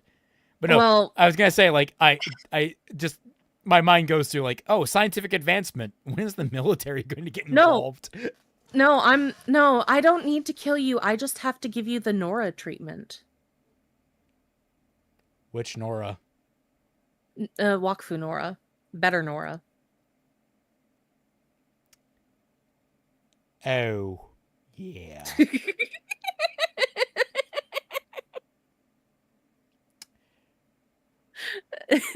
Unpleasant thoughts aside. To be overwhelmed without any sort of connection with any person throughout that travel. He has lived what feels like years with these people, even if they've only known each other for 1 month. His feelings and emotions are across so much more time than they should be. I'm sorry, what was that? He has lived what feels like years with these people, even if they've only known each other for 1 month. Why are you shitting on Homura? It's the exact same situation. In fact, I'm pretty sure the time span for Steins Gate is longer than a month. You know, the only difference between Okabe and Homura is that Homura is a girl. I was gonna say, like, oh, maybe he's sexist, but he's salivated over Max and Chloe, so.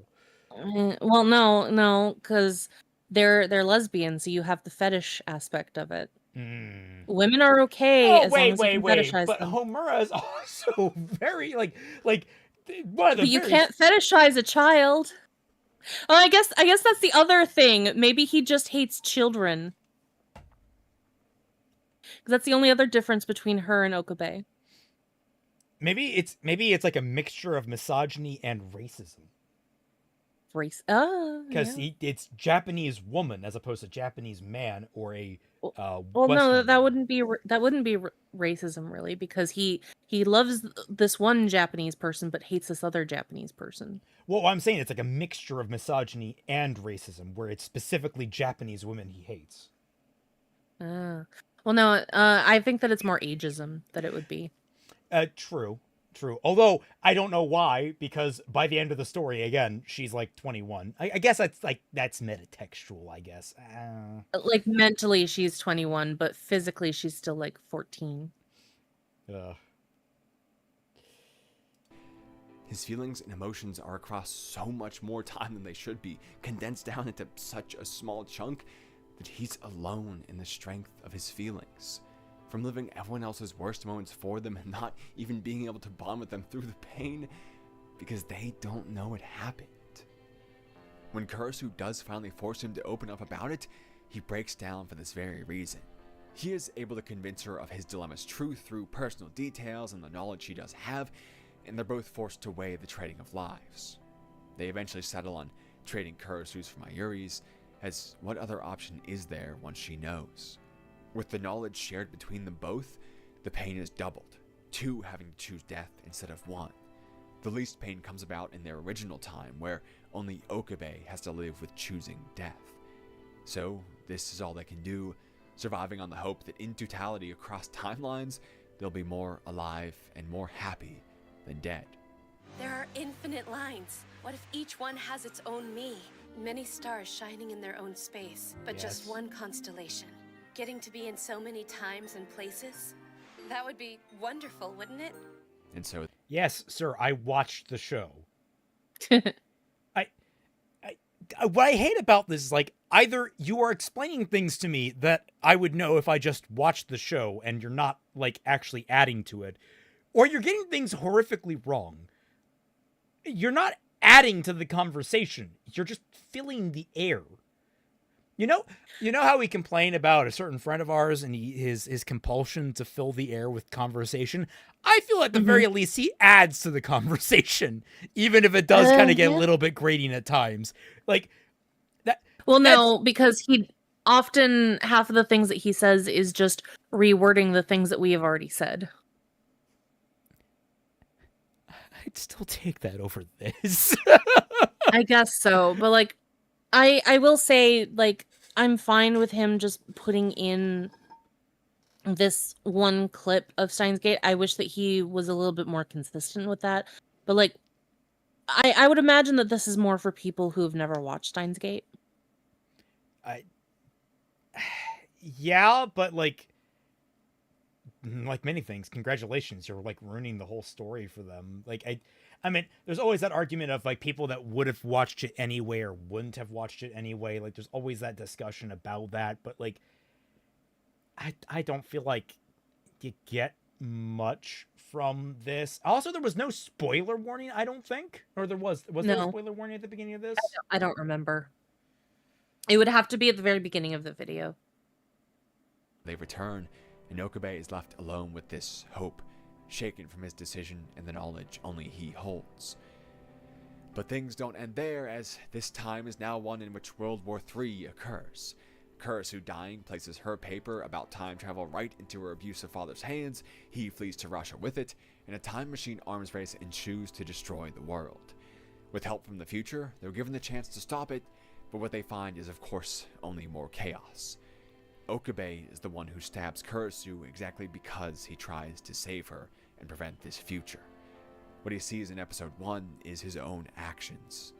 Returning with enough fuel for one more attempt, he refuses.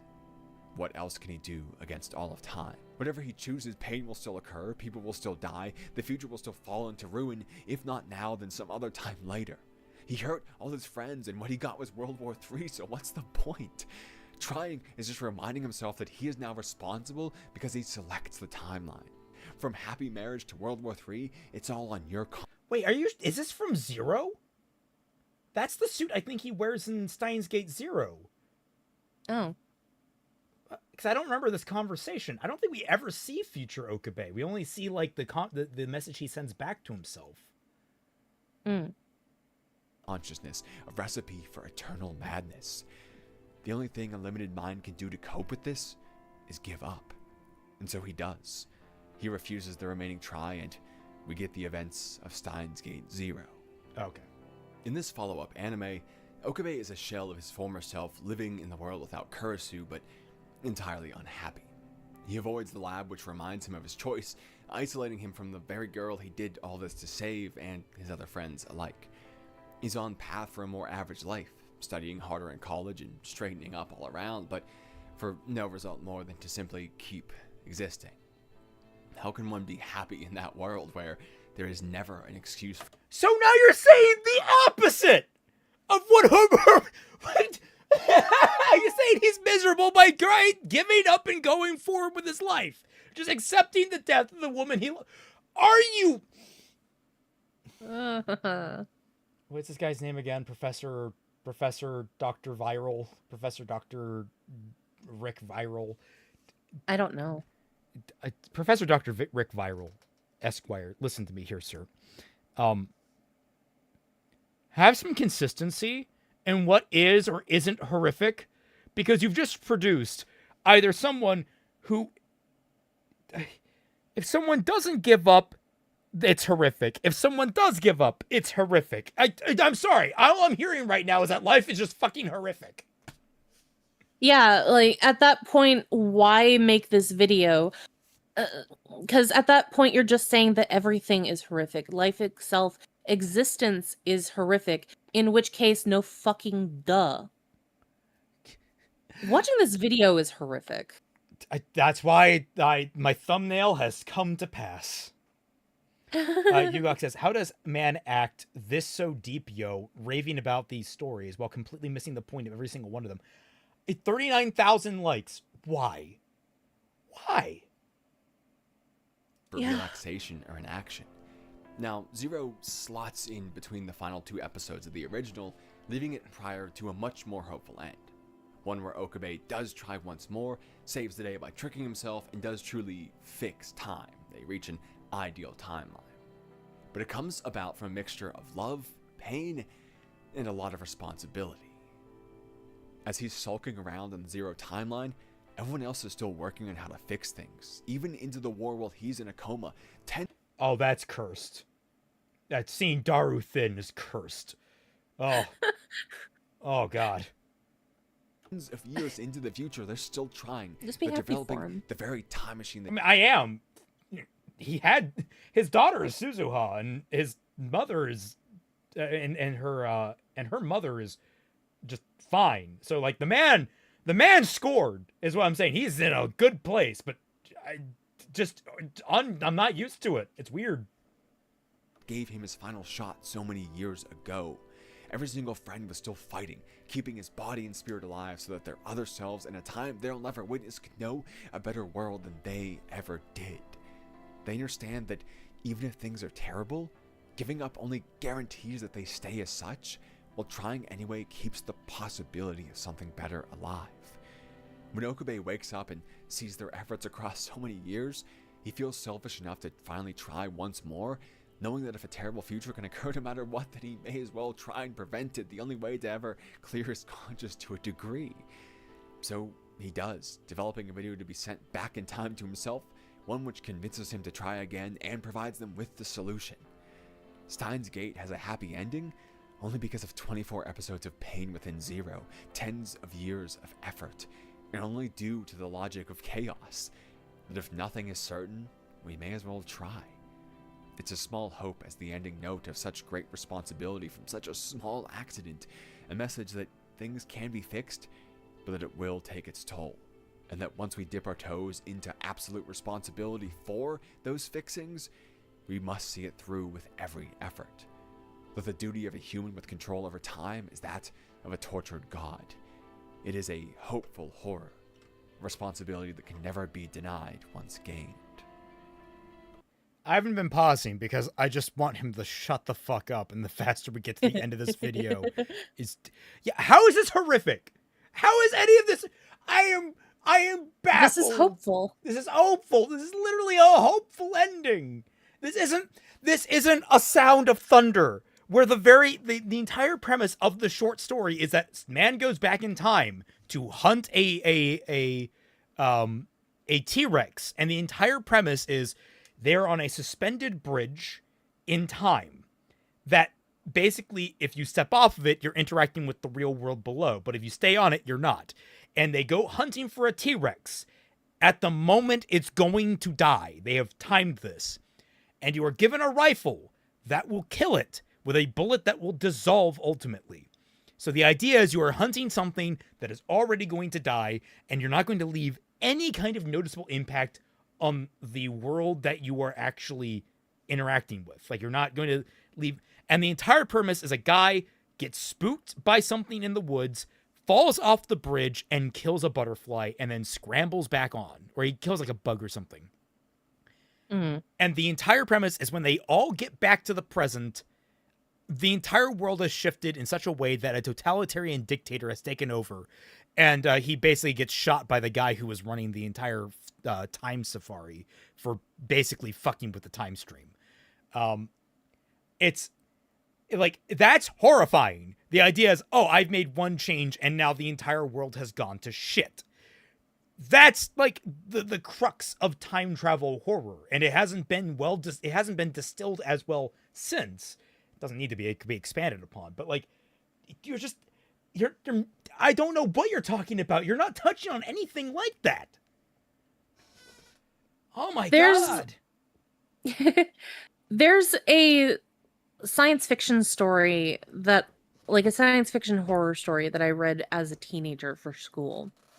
I don't remember what it's called, but like, it was pretty horrific in that it's about this man who has to escape this robot who is trying to pursue him in order to like, if the robot catches him and he sees the results of this robot's work, all of these creatures from millions of years who have just been like living in this perpetual immortal existence, but they cannot move. They're constantly just paralyzed, and they cannot die. They cannot do anything, but they're still living each and every day, aware of the fact that they cannot move and they cannot die.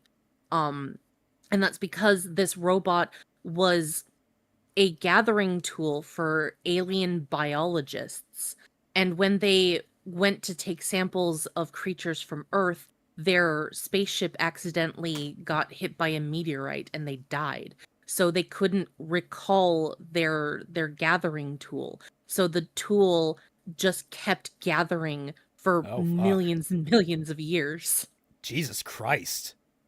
That is horrific. And like, it's the time travel is just the passage of time, like, just moving normally, but like, it's the fact that these creatures cannot die and they're just living through time for all of these millions of years and they cannot do anything about it. That is horrific. One of them's a raptor and just like gets unfrozen. Oh yes, good sir. Thank you so much for freeing me. Wait, you can talk? Indubitably. In fact, we're quite intelligent. Yeah, I'm pretty sure that he specified one of the creatures was a triceratops. So. Oh, dope, dude! Unfreeze that new mount. Let's do this. Yeah. Yeah, like, this is. We're in the last minute. And that will wrap things up for this one. I originally had a kind of rambly, fake, philosophical outro to go here, but I don't know. It just didn't seem right. Everything about your video was fake philosophical. I'm sorry. That was your entire fucking video. This has to be one of the most just vapid videos I have ever watched. Went ahead and figured I would just do something like this instead. It's just going to be short, asking, of course, what you thought of it. Why are you at the fountain for Friends? Why are you at the Friends fountain? I'm trying to kind of get down on, like, restating myself in certain things, so Let me know if you think it feels different than that, if it's more streamlined and less repetitive, because I had seen that criticism before. If I missed anything about the characters, or you think there's anything else to add to the discussion. Oh, you missed a lot. You missed so much about Madoka Magica. One of what I consider to be the best stories ever written in how tight it is. Jesus Christ, man, you don't want me to start. I am foaming at the mouth with how badly you have butchered that story. Oof. Did you like to, go down there? And Sounds like he's at 2 HP now, great, finally. see it Yes, then, he got for next time and get better. So got a that single, sharing found a information heart is and a really blade of important and grass. stuff. But Ugh. other than that, if you want to see more of this format, let me know, because I am trying to bring it back a little bit more and working on more for it. But other than that, there's important links in the pinned comment, Discord, and then 2 links for channel memberships, which you can also just do on the page here or Patreon, where either one of those lets you. Violence is equality. All hatred is self-hatred. Oh, no. He has worse takes? Oh no. What do you mean all hatred is self-hatred? What? I hate this video. I don't hate myself because I hate this video. The duty to be uncool. Be cringe. This is a threat. Alright, I'll be right back to wrap things up. I gotta take a leak. Oh my god. Okay. Oh my god. First of all, just off of those 2 videos, just off of the first video's premise, the violence is equality, all hatred is self-hatred. That is such a nonsensical idea of, and it goes down this very horse blinders lens that in order for a certain emotion to exist, it must be due to this one thing, when that is not true blatantly. And that seems to follow the path that he has taken with this video, the time travel is always horror. He put his horse blinders on to focus on specific things. But because he is focusing on different things with different aspects of these different videos, and still having those horse blinders on, he doesn't realize that he's contradicted himself with Madoka and with Steins Gate, as we've discussed before. So he is so linear in his focus for what he wants to talk about with these videos that he isn't taking into consideration anything outside of what he wants to cherry pick out of these videos in order to make his stupid ass video. It's so, like, I'm already looking at this, like, why is Kyoko here? Like, all hatred is self-hatred. No, I can hate people. What the fuck? I can hate people that, like, have ideological differences than me. I don't like it. I try not to be, but, like, it's very common for people to be very, very diametrically opposed on ideological grounds and lead that to hate. What about the people, like, there are times when people in relationships hate each other, but that's because passion is the heart of a relationship, and love and hate are the same, different sides of that same coin, where you love someone, but they do something that annoys you, and it can build up into a hatred of that one thing they do. Like, that happens all the time. It's not self-loathing, it's just an extension of a different emotion. Hatred can come from a variety of places. You know, I'm gonna say, the Imperial military in World War II, I kind of fucking hated them for bombing Pearl Harbor, killing a lot of people, destroying a lot of shit. I think a little bit of hatred was warranted there. I don't know if that's a controversial take. Kind of went to war over it. So, hating the Nazis for doing god-awful things. I mean, the Japanese also did god-awful things. We can't forget about that. We also, everyone did god-awful things. Let's not beat around that bush. But, like, hi, Canada and war crimes. I'm kidding. I'm not. Well, I'm not kidding, but like, I'm not saying that America did much better. Yeah, there's no country that hasn't done something horrible Yeah. in So its like, history. hatred towards those things is necessary, because hatred can be born from moral righteousness. To be morally righteous, morally abhorred by something happening that you disagree with. The murder of innocents, for example. You can be very righteously hateful of someone. It's like, I don't... and the thing is, I know if I were to click on that video, I'm not going to, because I love myself too much. If I click on that video, it's going to be this pseudo-philosophizing using nitpicky examples to make a generalized statement that isn't even going to be qualified. It's going to be just like this video, where it's just empty and apparently beloved by 39,000 people. Let me look at these numbers. 1,000. Okay, let me see what the comments say. One paradox of time travel that I've always found fascinating: if time travel could exist, it would have already existed. Yes, but also, I always like the joke of, like, they set up a time prison in, like, a certain year to catch people trying to time travel, and, like, it just immediately filled up because of how many people were trying to time travel. There's something so comforting that so many humans have made time travel stories from a shared feeling of regret. We all only get one chance at life, and it's our first time doing it. Minor correction regarding Madoka Magica: the witch's QB grants aren't monkey paw style. He actually does this level best to grant the wishes exactly as intended, with no corruption or sneaky tricks. The running theme, however, is that the girls he targets aren't experienced / mature enough to articulate what they actually want. Now, fair criticism. Sales of Wish isn't perfect. Is a perfect example of this. Yeah.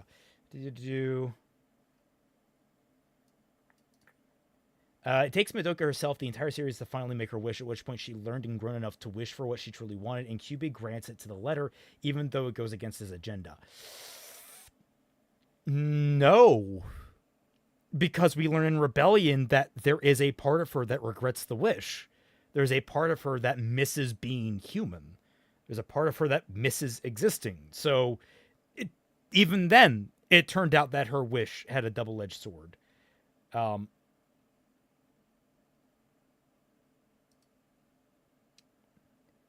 I was going to say, like, this guy is clarifying, yeah, Homura can't stop. She'll become a witch. Like, that's like, there's no ending for Homura where she's alive if she gives up.